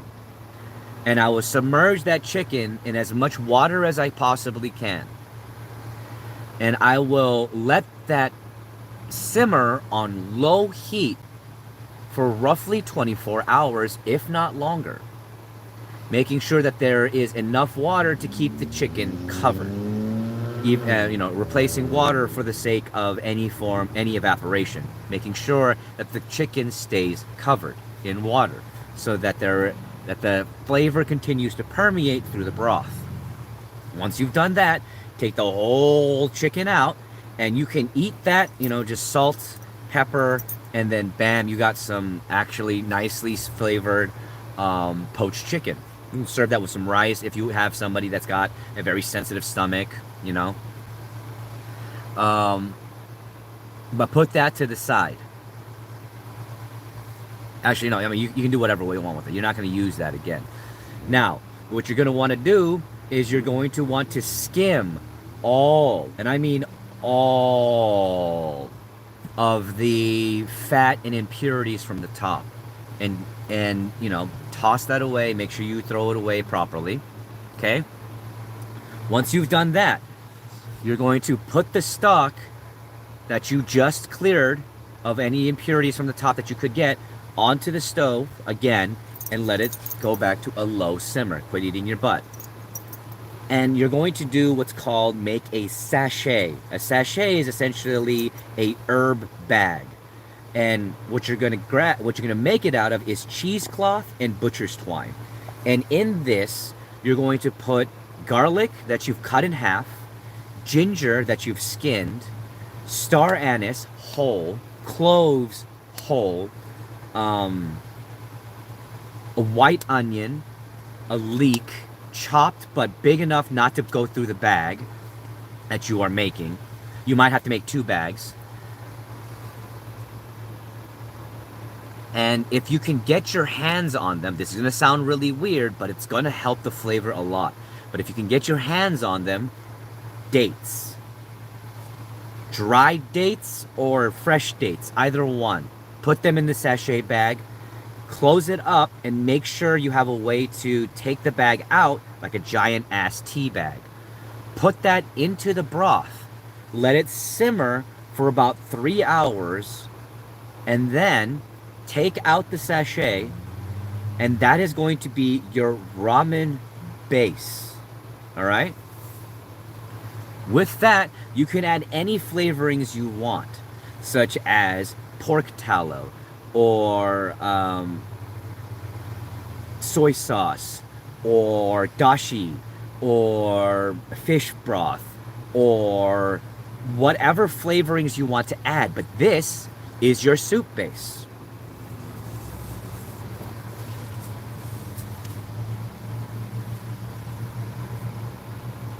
Now keep in mind that if you ever do make ramen, right, and you want to use fresh noodles or even any noodles, right, do not cook the noodles in the same broth that you are going to serve them in. When it comes to ramen specifically, it is better to cook the noodles in clean water with a little bit of salt and a little bit of canola oil and just a slight amount of white vinegar. Because of the amount of starch that will be released from those noodles, it'll cause an extremely gummy, and I do mean gummy, type of broth at the end product. And that's not what you want. You want a clean, nice broth with noodles that are cooked, either al dente or well done, but your choice in how you like that particular texture. But if you do it in the broth, all you're going to do is make the broth into much more of a stew, and it's going to become more gummy. And You might want that, but more often than not with a ramen, that's not what you're going for.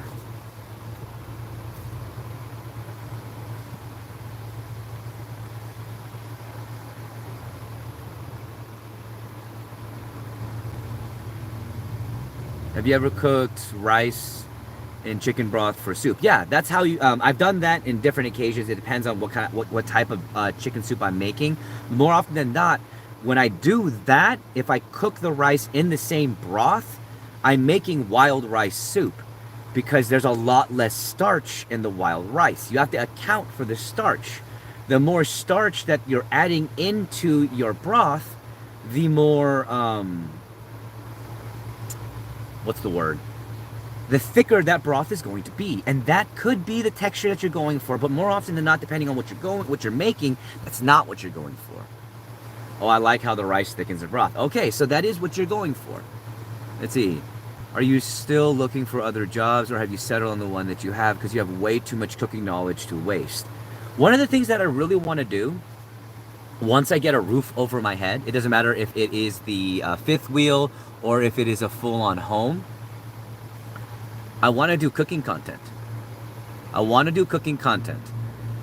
It would be amazing if I could actually achieve one of my previous goals, which is to have a food truck, because I wanted to have a food truck that was called Unity Noodle, and it was based around noodles all across Asia, as well as some recipes that were essentially based around the idea of fusion cooking, bringing in Italian with Chinese or the like. And those would be the specials for the food truck. But it would be very simple. The food truck would have based sauces, right? Base sauces, as well as a base broth. That base broth is what I would use for any kind of soup-based noodle dish. And then the sauces and the flat top is what I would use to do stir-frying noodles and the like. Essentially going teppanyaki style. What is your secret recipe for a fried chicken? My secret recipe for fried chicken is it's a 3-part process, and some people find it kind of annoying, but it works. It works really well. First off, get your chicken pieces, thighs, breasts, and everything. And you're going to brine them in water, salt, garlic, onions, white vinegar. That's it. Brine it for about 8 hours at most. You don't want to go longer than 8 hours because it'll sour the chicken. Once you've done that, take it out of the broth, pat it dry, and make sure it is completely dry. All right? Then you're going to do what's called a buttermilk bath. And you're going to add all of the chicken, and you're going to add in your seasonings. Salt, paprika, smoked paprika specifically, mustard powder, onion powder, garlic powder, and black pepper.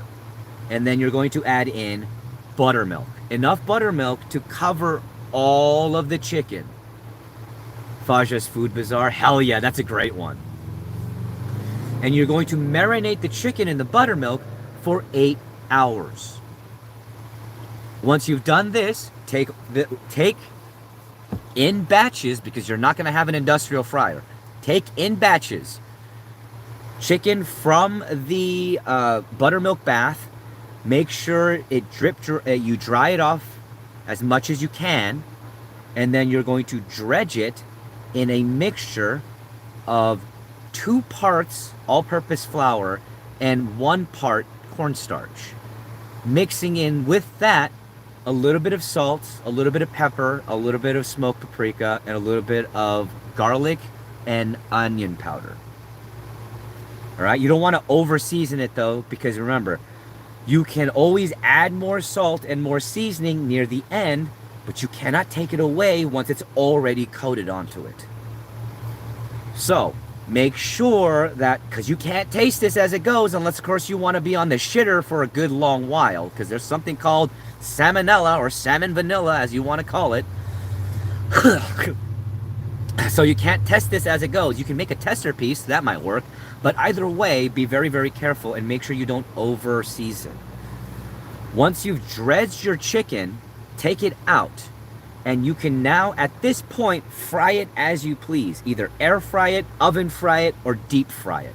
But make sure the chicken comes out at an internal temperature of 165 degrees to ensure that you are adhering to food safety standards. It has to reach 165 and stay at 165 in its internal temperature for roughly 10 seconds or longer out of the fryer. That's how you know it has been fully cooked and you are safe. You've never heard of oven fry? So oven frying method is one of my favorite methods because it is one of the healthier frying methods, quote unquote healthy. All right, it's not that healthy though because it's still frying. But what you're gonna do is you're gonna take your dredged items, you're gonna put them on a tray with a rack. You must have a rack. And put it on the sheet tray. And what you're gonna do is you're going to get your oil and you're going to lightly drizzle oil on top of whatever it is you're oven frying. Stick it into the oven at roughly, depending on what you're frying. So if you're doing the fried chicken, you want to probably put it in the oven for roughly 425 to 435 degrees Fahrenheit. And when you do that, you are going to keep your eye on the chicken. All right, keep your eye on the chicken in the oven to make sure that it is not browning too quickly. If it is browning too quickly, drop the temperature down to 400 and let it continue to cook. Once you have the internal temperature that you want, you can actually bump up the temperature back up to 435.25 or up to 440 if you're watching it carefully, and let it brown all the way, and that is how you oven fry. This is a way to fry something and make it nice and crispy without using an excess amount of oil. It is similar to what air frying is, just in a much more touchy fashion. It's all this chicken knowledge, man. My chicken will never taste the same. And I'm always down to help. If anybody ever has any cooking questions, because I do love cooking. I do. It's just the cooking industry killed my faith in the cooking industry. If anything, at this point, if I ever do anything in the food industry ever again, it's going to be for myself, for what I do, not working in someone else's kitchen. Because that killed me. That killed me. You ever watch the movie Chef with, shoot, I forgot his name. Not Matthew McConaughey, but the one with the guy who's trying to be a dad. He makes a Cuban sandwich. I forgot the name of the movie. Either way, that particular movie. That movie is a perfect showcase of how the food industry kills the creativity, the love, the passion that a lot of chefs have in that industry, because they're trying so hard to impress with the bourgeoisie that does not need to exist in the food industry. Food should be about food. If it tastes good, eat it, like Andrew Zimmerman says. I've always make regular BLT type with chicken, but maybe you know a new one.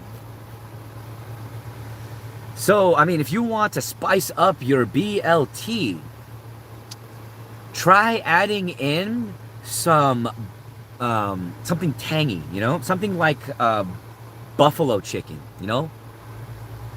You can even get that fried chicken recipe I told you about, and you can do that with chicken fillets. Something that doesn't have, you know, like boneless chicken or whatever, or just a breast that you have butterflied. And then after you fry it, in any way you do, just coat it in a little bit of Red Hot or whatever wing sauce, and you just put that on your BLT. I'm gonna tell you right now, it'll take it to another level.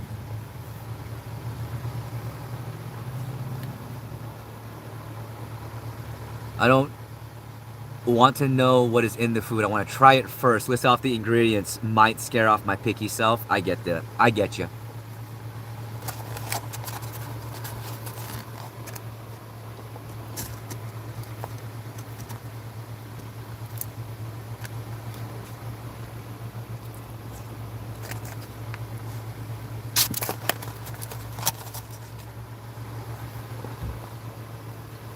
Or, appreciate you, Ash Bloom. Or, even though it might sound a little bit pricey for a BLT, you might want to elevate the L in the BLT and add in an A, some avocado. If you add in some avocado, right, and then you have your chicken, whatever chicken you want, your bacon, and then your lettuce. But instead of lettuce, try it with arugula, because arugula adds in an extra layer of pepper and flavor, another layer of depth, and it's a lot better for you. It's more nutritious for you than just simple lettuce.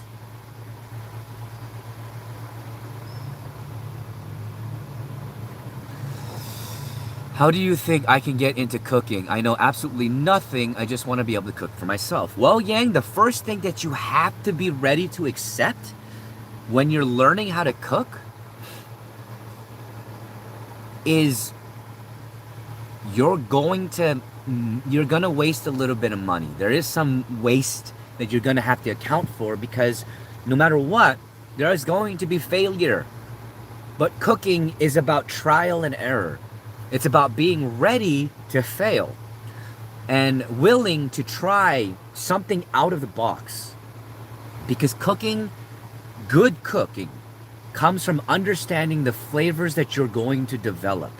It also comes from having the right practices, having the right knowledge. Simply knowing how to cook an egg properly and knowing what makes an egg unsafe and safe is a good step to take. If anything, my recommendation to anybody who wants to get into learning how to cook, start with food safety. Once you build up from food safety, start to explore your different flavors. Start with what you know and what you like, and then start to build off from there. Use recipes. There's nothing wrong with using recipes, but use the recipes to learn what the flavors and how the flavors are developed in the recipe.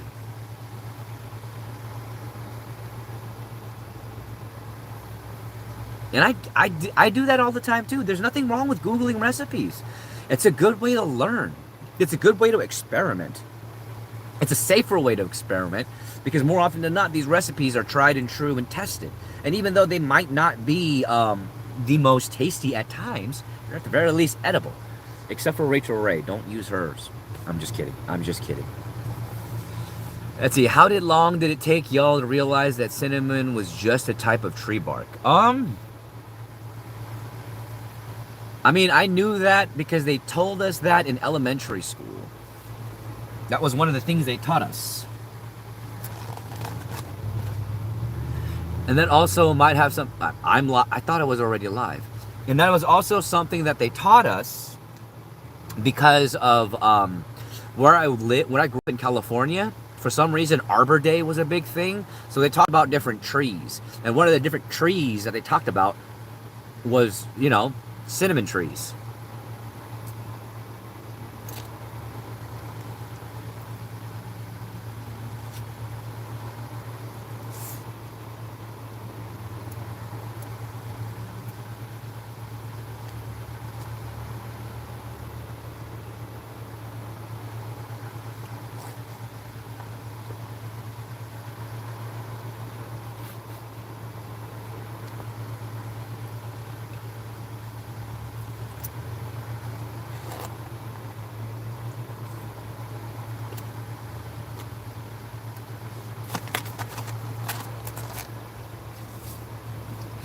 I mean, Yang, think of it this way. The most expensive spice on the planet, I believe it still is the most expensive spice on the planet, saffron per pound, is literally the pistils, the small male part threads of the saffron flower that are used. Can you tell me how to cook a pork chop and not make it dry? Okay. The key to a non-dry pork chop, believe it or not, is having a very hot frying pan and oil that is still hot in the frying pan. Because the thing is, most people seem to have this misconception that with pork, you need to cook it to fucking hell. And you don't. You really don't. Especially with a pork chop. Pork chop comes from the loin section. There's not a lot of fat there. So it doesn't have a lot of moisture to retain when you cook it. And much like filet mignon in beef, pork chop, which comes from the loin, needs to be cooked in the same method, which is a high heat, quick cook method. Meaning you're going to brown one side, flip it, brown the other side, take it off the heat, and let it rest. Just make sure that it reaches internal temperature of 155 to 160.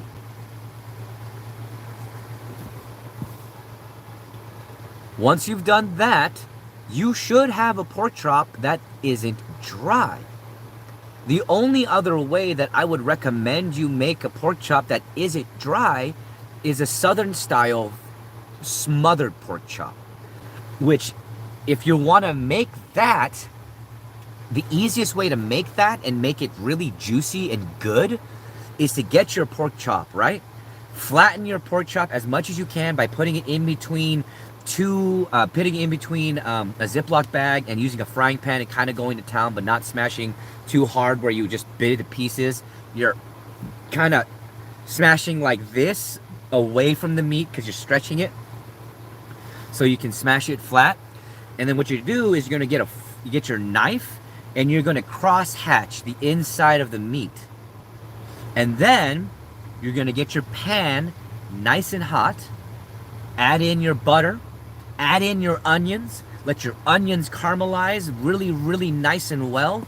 Add in your malt vinegar, add in a little bit more butter, add in some flour to make a roux, and then you're going to add in your either chicken stock, or if you have it on hand, beef stock, which actually might add into more depth of that flavor. And then you're going to add in your pork, you're going to add your pork in to that particular stock, and you're just going to let it essentially braise in that.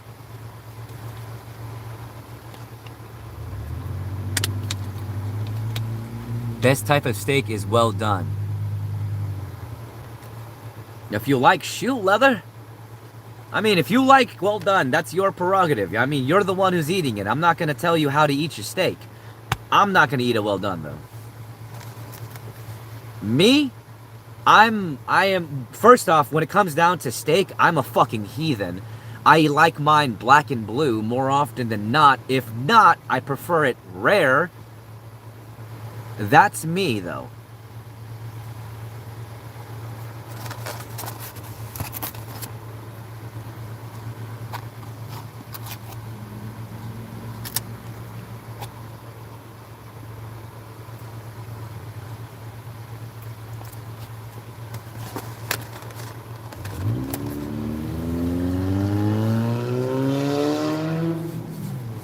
See, Ash Plume, I can appreciate your flavor palette.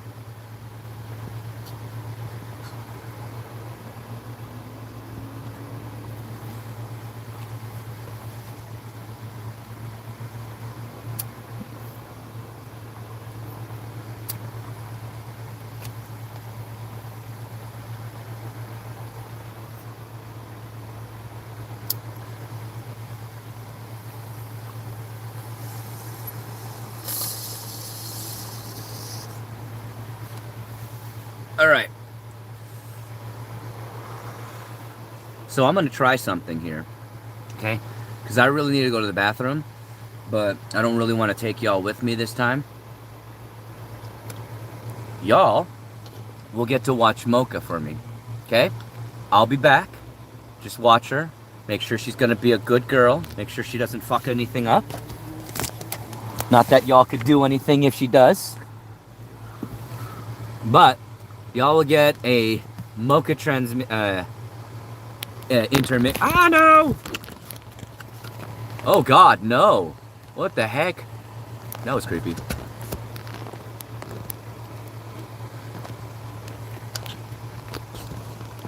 Yeah, if you see her eating her ass, just tell her to stop eating her ass. But y'all get to watch Mocha for me while I go to the bathroom at Walmart. And hopefully, nothing bad's gonna happen.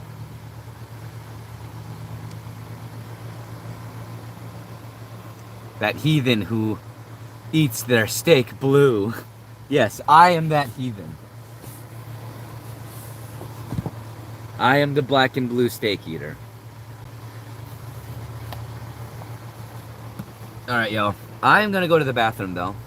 And I'll be back.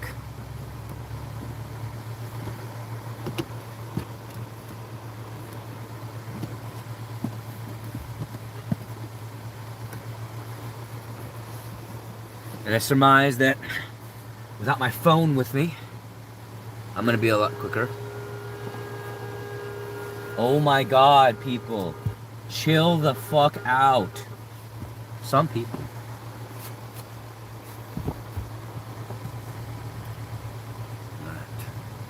That is my jacket.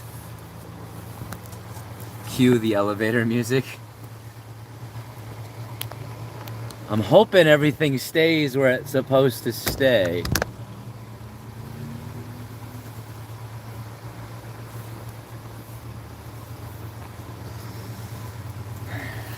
But we will be back. Y'all will get to watch Mocha for me.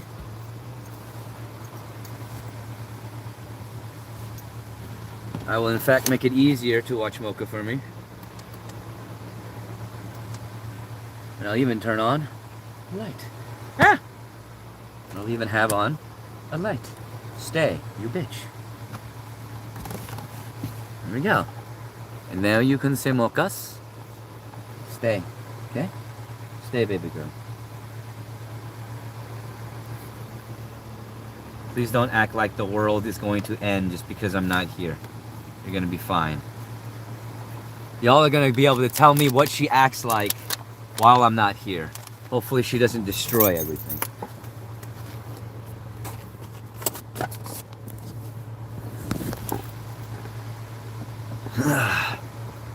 She does, and I love her. She's my baby. Yes, yes, yes. Either way, you stay, okay? You got your chew? Okay, you got your chew? You stay. Alright, y'all. I'll be back. I'm going potty. No. Sit. Stay. You gotta stay, okay, baby? You gotta stay there, baby girl. We'll be back. And then when I come back, we'll take you. But lay. Lay down. Down. Down. Down. There you are. It's okay. I'll be back. I promise. Stop.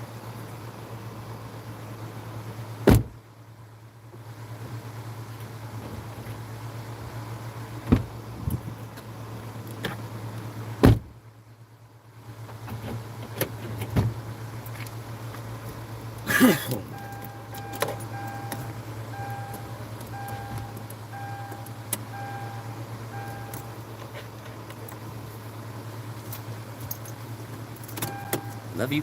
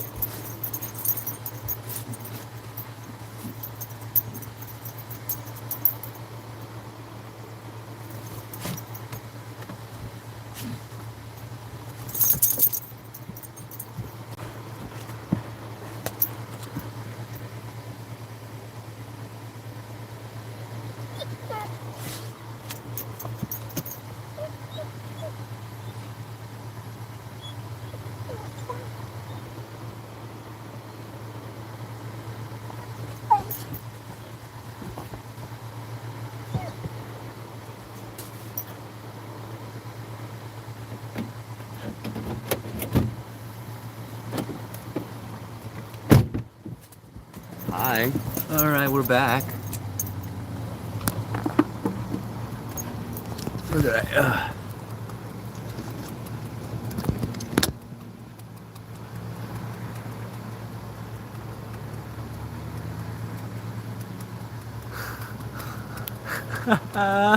Y'all are amazing. All right.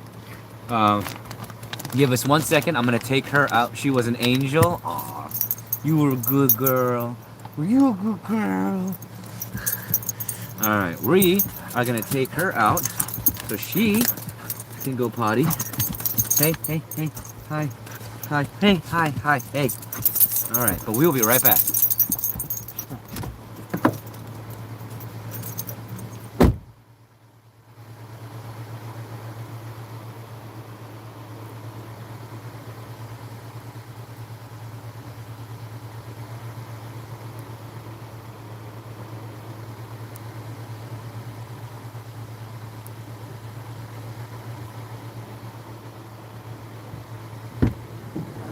Ready?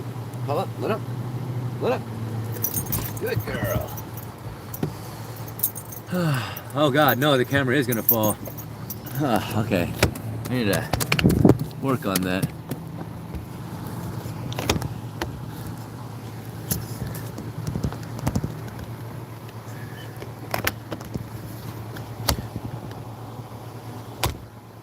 All right, hopefully that's better.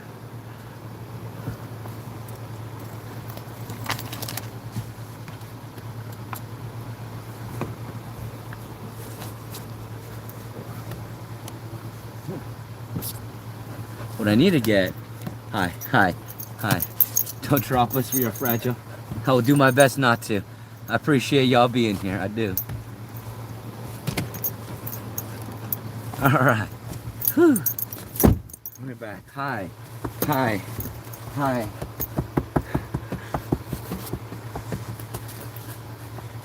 All right, she is oh so happy that I am back. Hi. Oh, oh, hi. I love you. I do. I love you. You know I'm not gonna go anywhere, right? You know I'll never leave you. She was scratching her side a lot, maybe because she was missing you. Yeah, she does that when she's anxious. Hi. Hi. Hey, Oguda. A little whine here or there. Okay. Yeah. Well, I mean, she is a German Shepherd, Australian Shepherd. So she does have the Shepherd, you know, the Shepherd grown, I guess you could call it. All right, all right, all right. You want water? You need water? I have water. One second. I'm gonna give her something.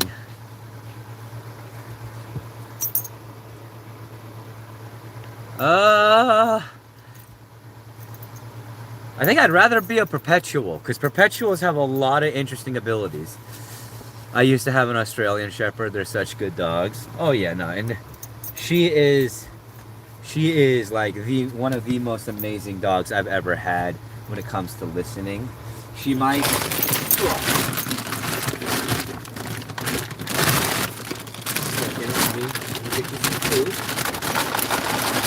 This is gonna be your dinner, okay?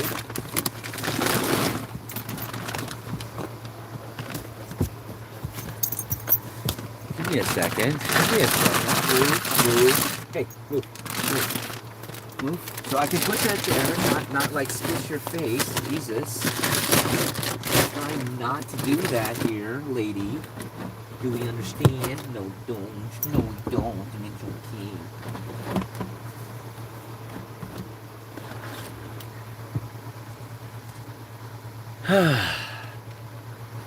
Oh yeah, no. I have something for her.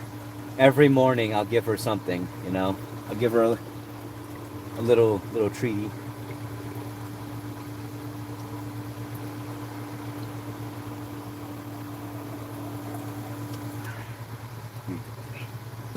Water for you.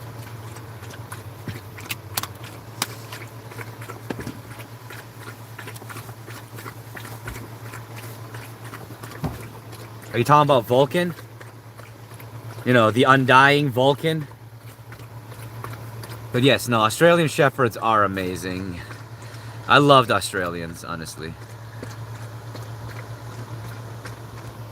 I appreciate everybody for being here. I really do. Alright, so we do have to do a few things real quickly just to make sure we're all good. Cha-cha-cha.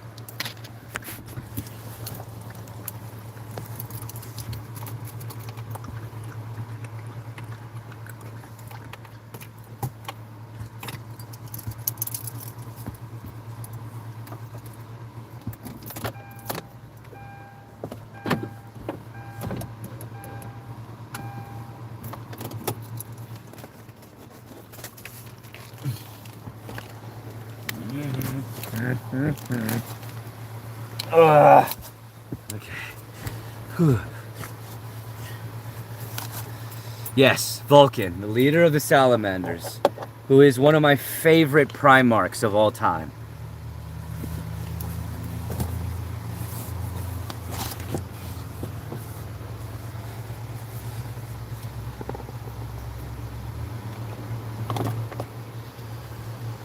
Because Vulcan was not only mighty, not only was he powerful and undying, he was compassionate, he was intelligent, he was creative.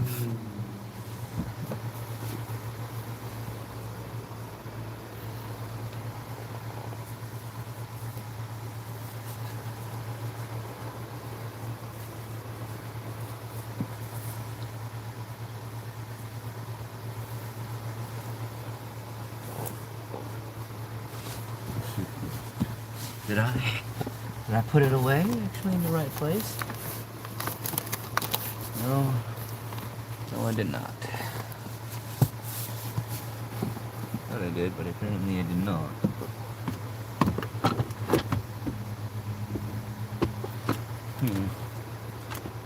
This pocket, is it?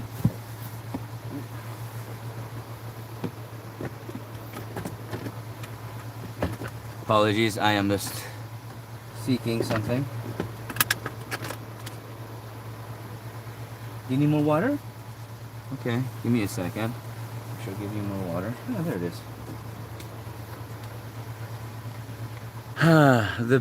is. The best Loyalist Legion are the Salamanders. Best Chaos Legion are the Death Guard. I mean, my personal favorite Legion, who is also still technically a Loyalist Legion, they're just being censured by the Inquisition due to the fact that they are part of the 21st founding, otherwise known as the Cursed Founding. But their genome comes from that of the Salamanders, and they are my favorite chapter of all. The Black Dragons.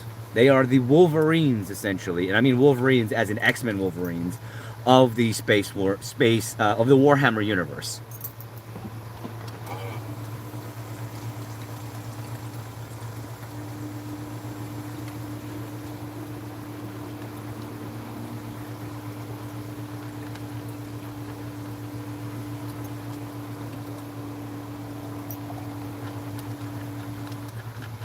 Yeah, you want water? Want water? Here you go. I'm gonna go put my kiddos to bed, everybody. Bye. All right. Appreciate you hanging out. Thank you so much. I really do. And then in about 2 hours, we'll get ready for our... Yeah, in about 2 hours, we're gonna get ready for an actual reading stream, where we will be reading the next chapter of The Dragons. Hey, what's up, Benjamin? How are you doing? I'm doing well. You know, got a lot more hope. I got a job. Just waiting for my first day, which is going to be probably this Sunday.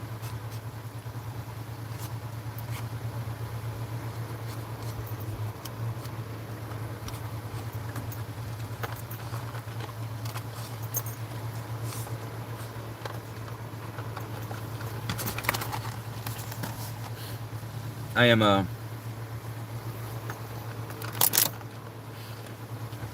consuming my dinner. But how are you doing, my friend? Thank you so much for being here.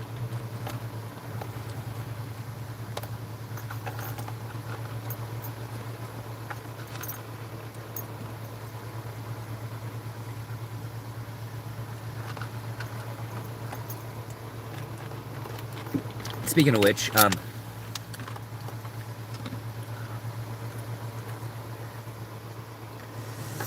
next movement more than likely is going to be saving up enough to purchase a fifth wheel and finding someone who will allow me to put my fifth wheel on their land while I save up enough money to be able to purchase land that I can put that fifth wheel on that is mine. Although one moment, I do need to pause the live for a second because I need to check my email.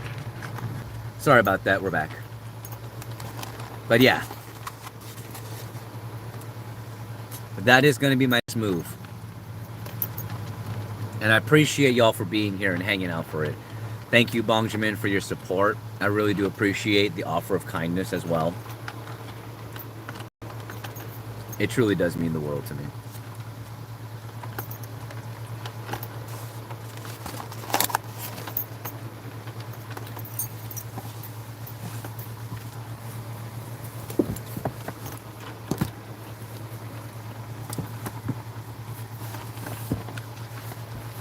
No.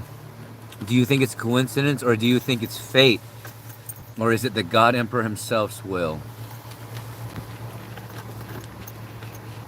I think the first part of your question got suppressed because I didn't see it. Give me a second.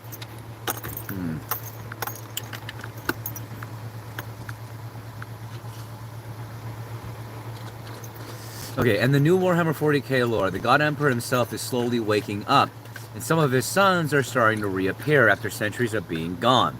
Is it a coincidence or is it fate? Okay, I see that. So, when it comes to the God Emperor himself, I think him waking up is part of everything that should be occurring, because the Golden Throne was created to ensure that he came back. Jagatai was not gone forever. Same thing with the majority of the people of the Emperor's children. They were not gone forever. The ones that fell to chaos just simply were, for lack of a better word, tempted towards chaos.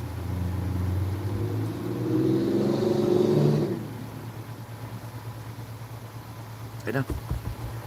Lay down. Lay down. Don't lick my toes. Lay down, you weirdo. So, I think that, you know, it is the will of the God Emperor. He is waking up as he should be, because guess what? If he were to die, nobody wants that.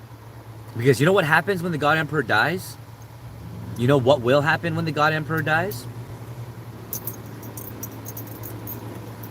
The fifth Chaos God will be born. Because that is what the Emperor is. Despite what anybody might think, despite what anybody might say, if you read the entirety of the, I think, 53 books that are within the Horus Heresy era, all signs point to the Emperor himself being an incarnation of chaos. And that when and if he should actually die from the physical body that he has now, he will be reborn as the fifth chaos.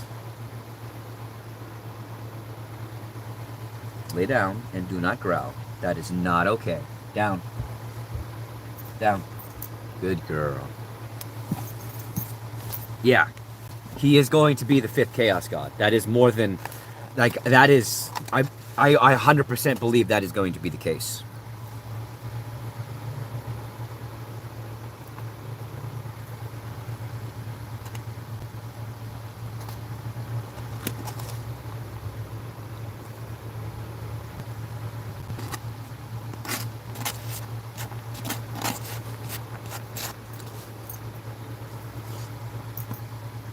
Exactly.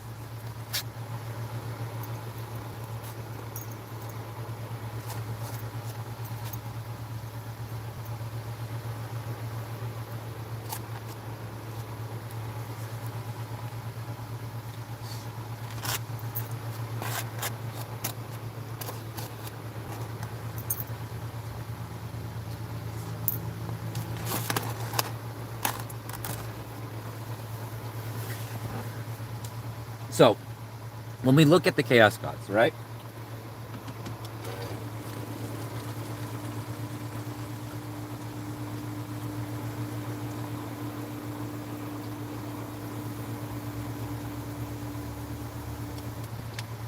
The Chaos Gods themselves are 4 different representations of sin. You have Slanesh, that is lust. You have Sneech, which is lies. Then you have Korn, which is wrath. And then there's Nurgle. Nurgle could be seen either as sloth or as gluttony. And within that, what does that make the Emperor? Pride. That is what the God Emperor is. The God Emperor is the chaos god of pride.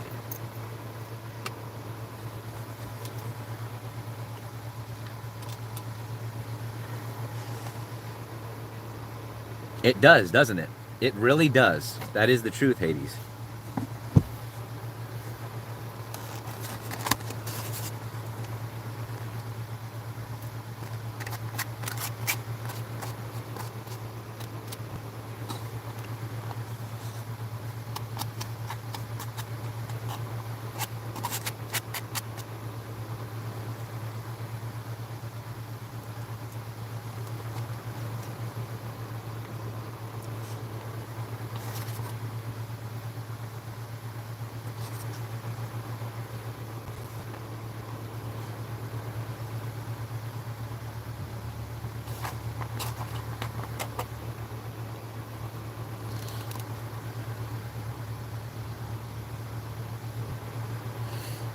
Oh yeah. Out of everyone within the Imperium, it actually he's not just gonna execute the Inquisition.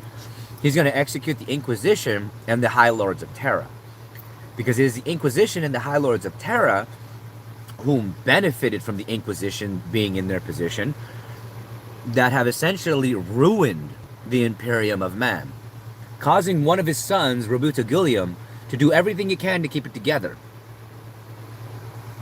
Even though technically it's Logar's fault that everybody is fanatical.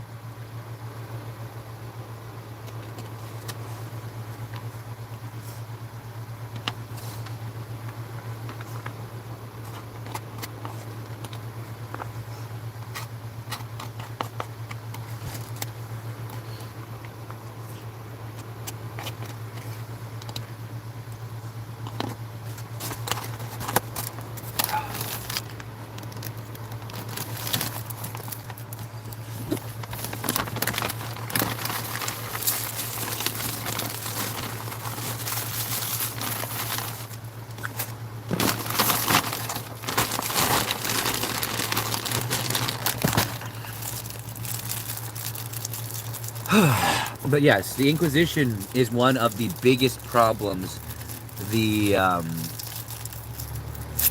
the Imperium faces.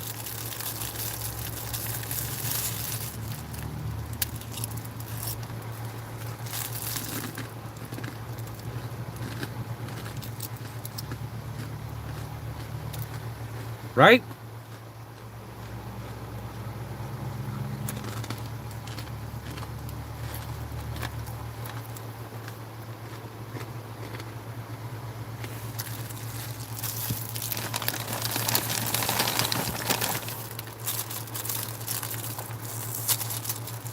No. You've had your treats.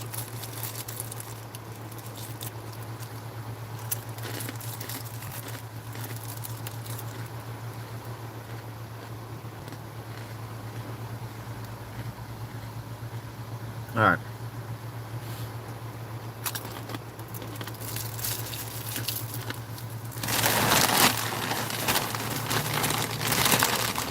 I think it's time to set up my insulation layer for tonight. Give me 1 second. I'm gonna put this down so I can maneuver the everything a little bit better and not knock down this stand, because I like where the stand is right now. Give me 1 moment. gonna set up the what I call my insulation layer.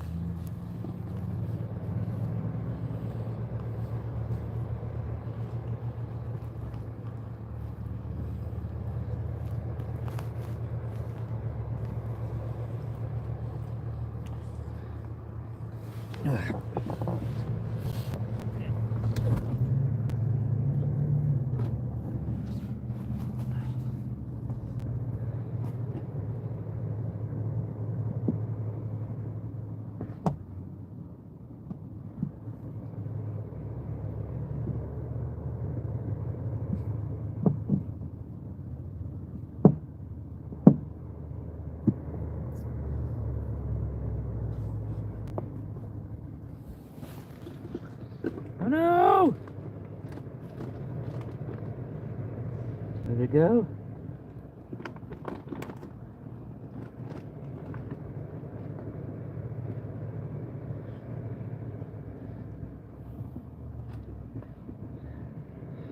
Uh-oh.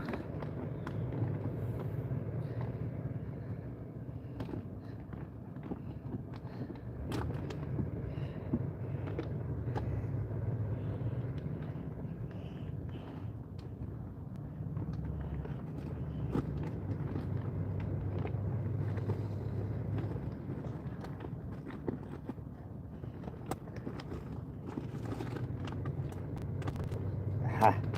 Got it. Woo! Alright. Could have gone bad. Did it. Oh, excuse me.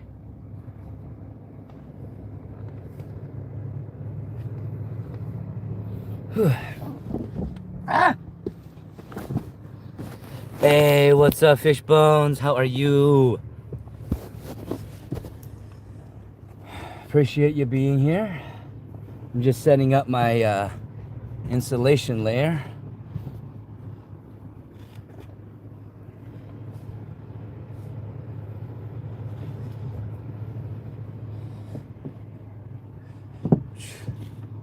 Once this is down, should be good to get ready for our little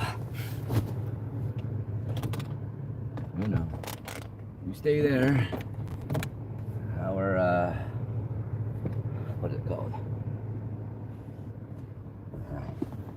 That one should be down. Yeah, that works better. Hell yeah.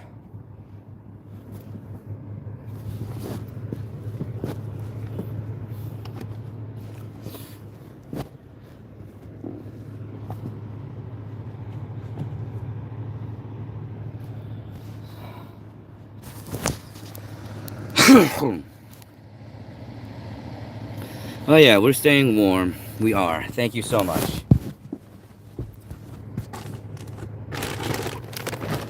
Today's been an alright day, you know? We went to the yeah, but today's been an alright day. You know? We went to excuse me. We went and got our ears cleaned. Ouch. And that helped out a lot. You know, I feel a lot more comfortable now that my ears are clean and I don't feel like I'm going insane from the fact that I can hear static coming from my ears all the time. Lay down. All right. Now that we're set there, we need this. Thank you. We're over here.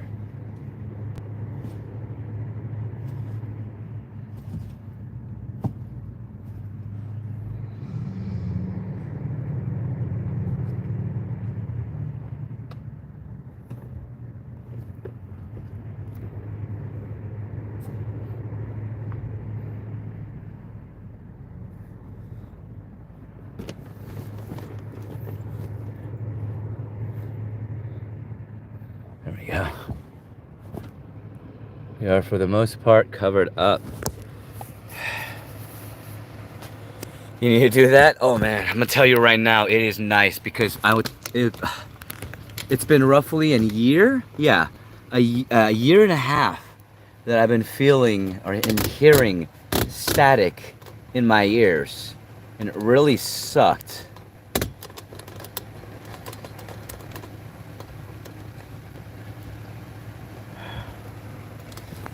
All right.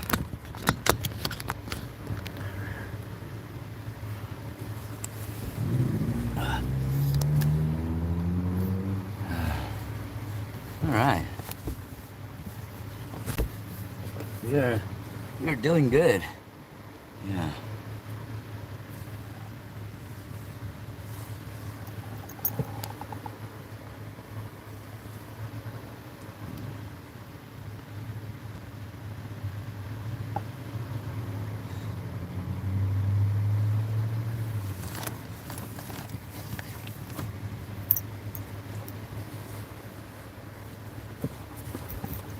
You okay? You're good right where you are, baby. All right.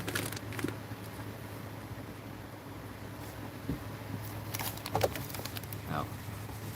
You need to catch up on sleep? Ah. Well, I appreciate you being here and hanging out for as long as you could.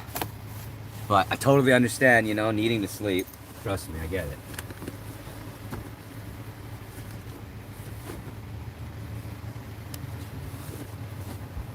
We're definitely going to figure out a better thing for that.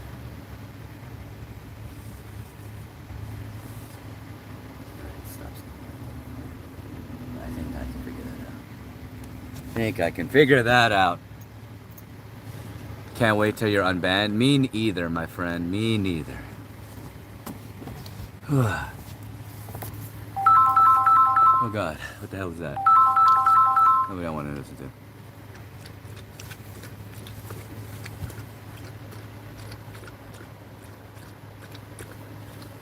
Oh. No, I'm pretty good. I gotta be honest. I've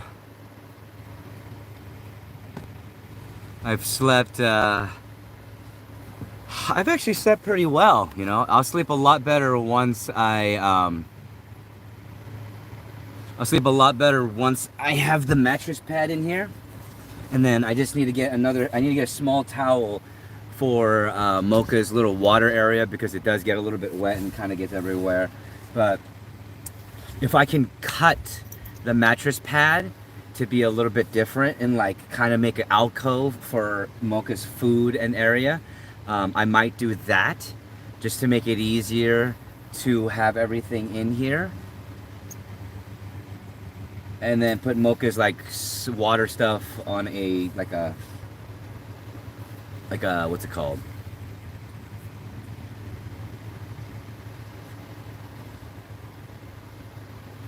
I don't know what to call it. But on something, you know. But it is actually, I'm actually getting more uncomfortable being in here. You know, I'm starting to settle into this. And I have a plan ultimately. And you know, if anybody does want to help get more people in here, you're more than welcome to share the live, because in about an hour, yeah, we're gonna start reading this book. And if I can, let's see.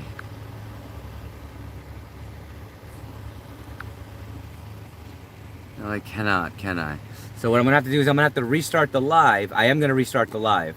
But when I restart the live, if y'all want to help me out, because we are going to be doing a reading of this book. We read the prologue last night, and we're going to do chapter 1 today.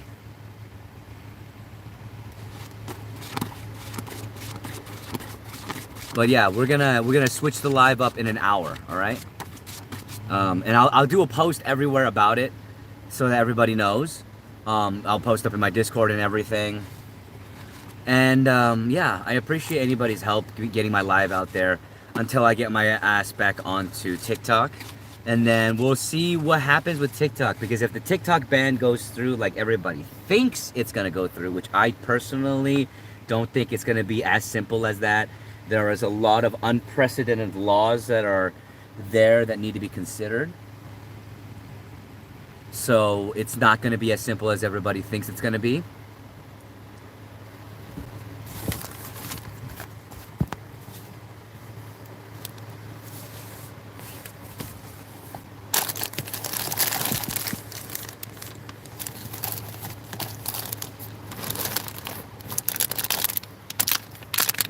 Because you can't just ban a social media platform like that. It's never been done. Hey, what's up, Rock Lee? How are you, my friend? Appreciate you being here, I do. And I hope you are well.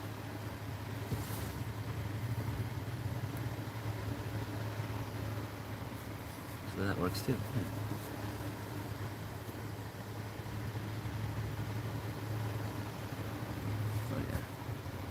I can actually still use the light, but it would not be as puka puka puka. I'm telling you, things will definitely start falling into place. I appreciate that, Garrett. I appreciate all of you for being here. I appreciate the fact that I have people that actually, y'all, I haven't even met you in person, but y'all have my back more than anybody else has ever had my back, and I'm thankful for that. Let's see, I'm doing all right, just waiting for orientation on my job tomorrow. Right on, Rock Lee, right on. And of course, like, if you guys do notice that I have a little bit more energy today than I normally do, and that's mainly because, like, that all really has to do with the fact that my ears are clean, and I haven't felt this good, or this clear with my ears in years. In fucking years, everybody. It's been a year and a half since I've not heard static in my ears when I talk. And it's the first time that it's been like that, and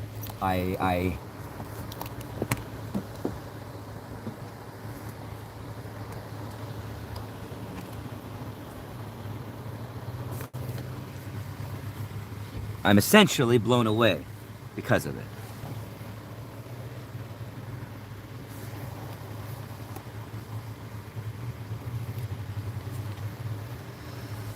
But I'm glad to hear that you're doing all right. I'm glad to hear that your job orientation is tomorrow. Hopefully it goes well.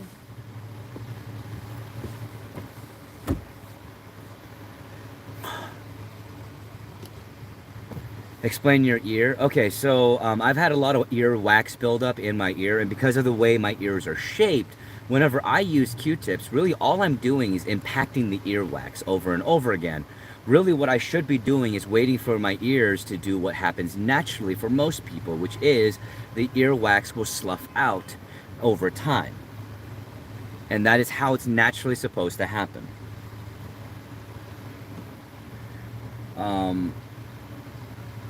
And in that regard,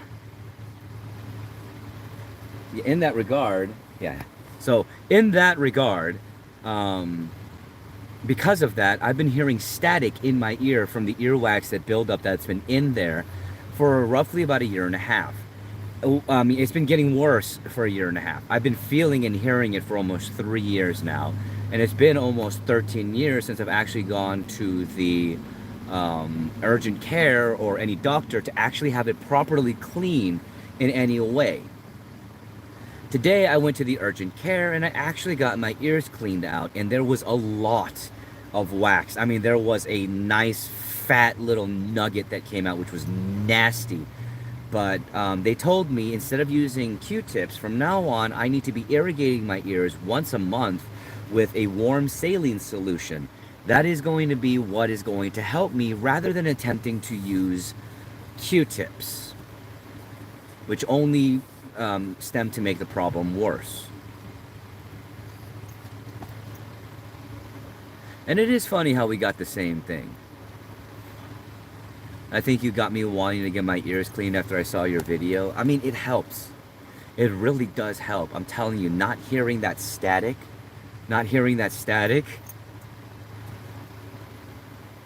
it's something else.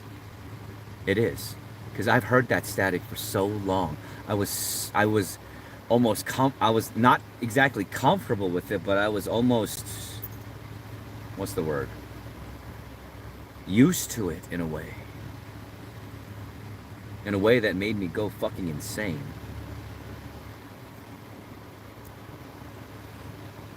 Don't chew. Don't lick that. Use your chew. Use your chew. Use your chew.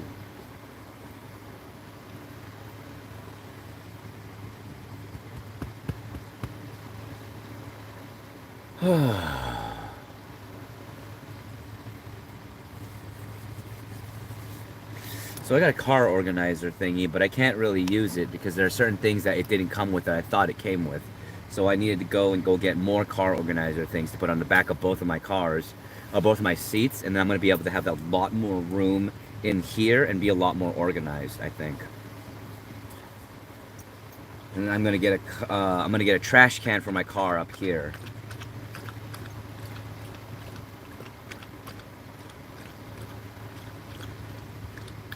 I get constant ringing in my ears if it gets too quiet. And to be fair, I also listen to loud music.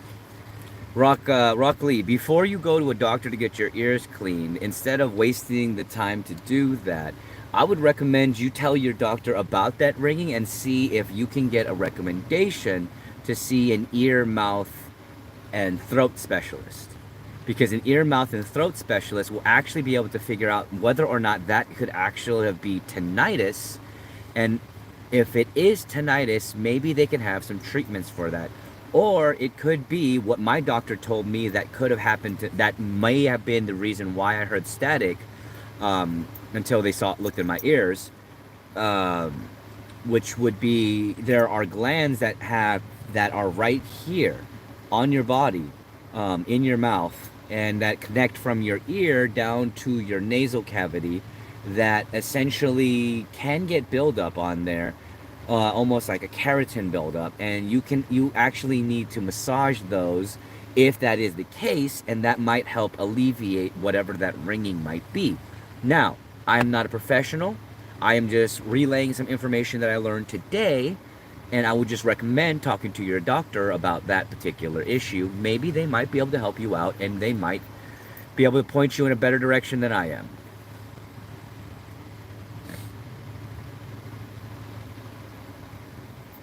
But I will say, not hearing that sound, not hearing that crackling, crinkling static in my ears, I love it.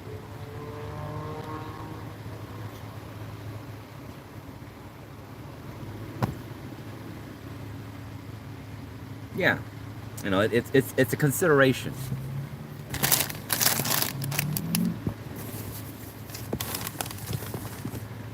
Because you never know, you never know, you never know.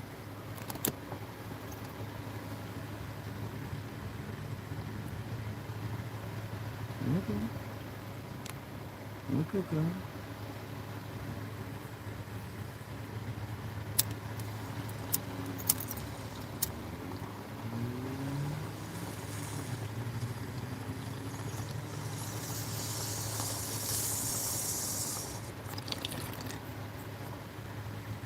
Alrighty then, everybody.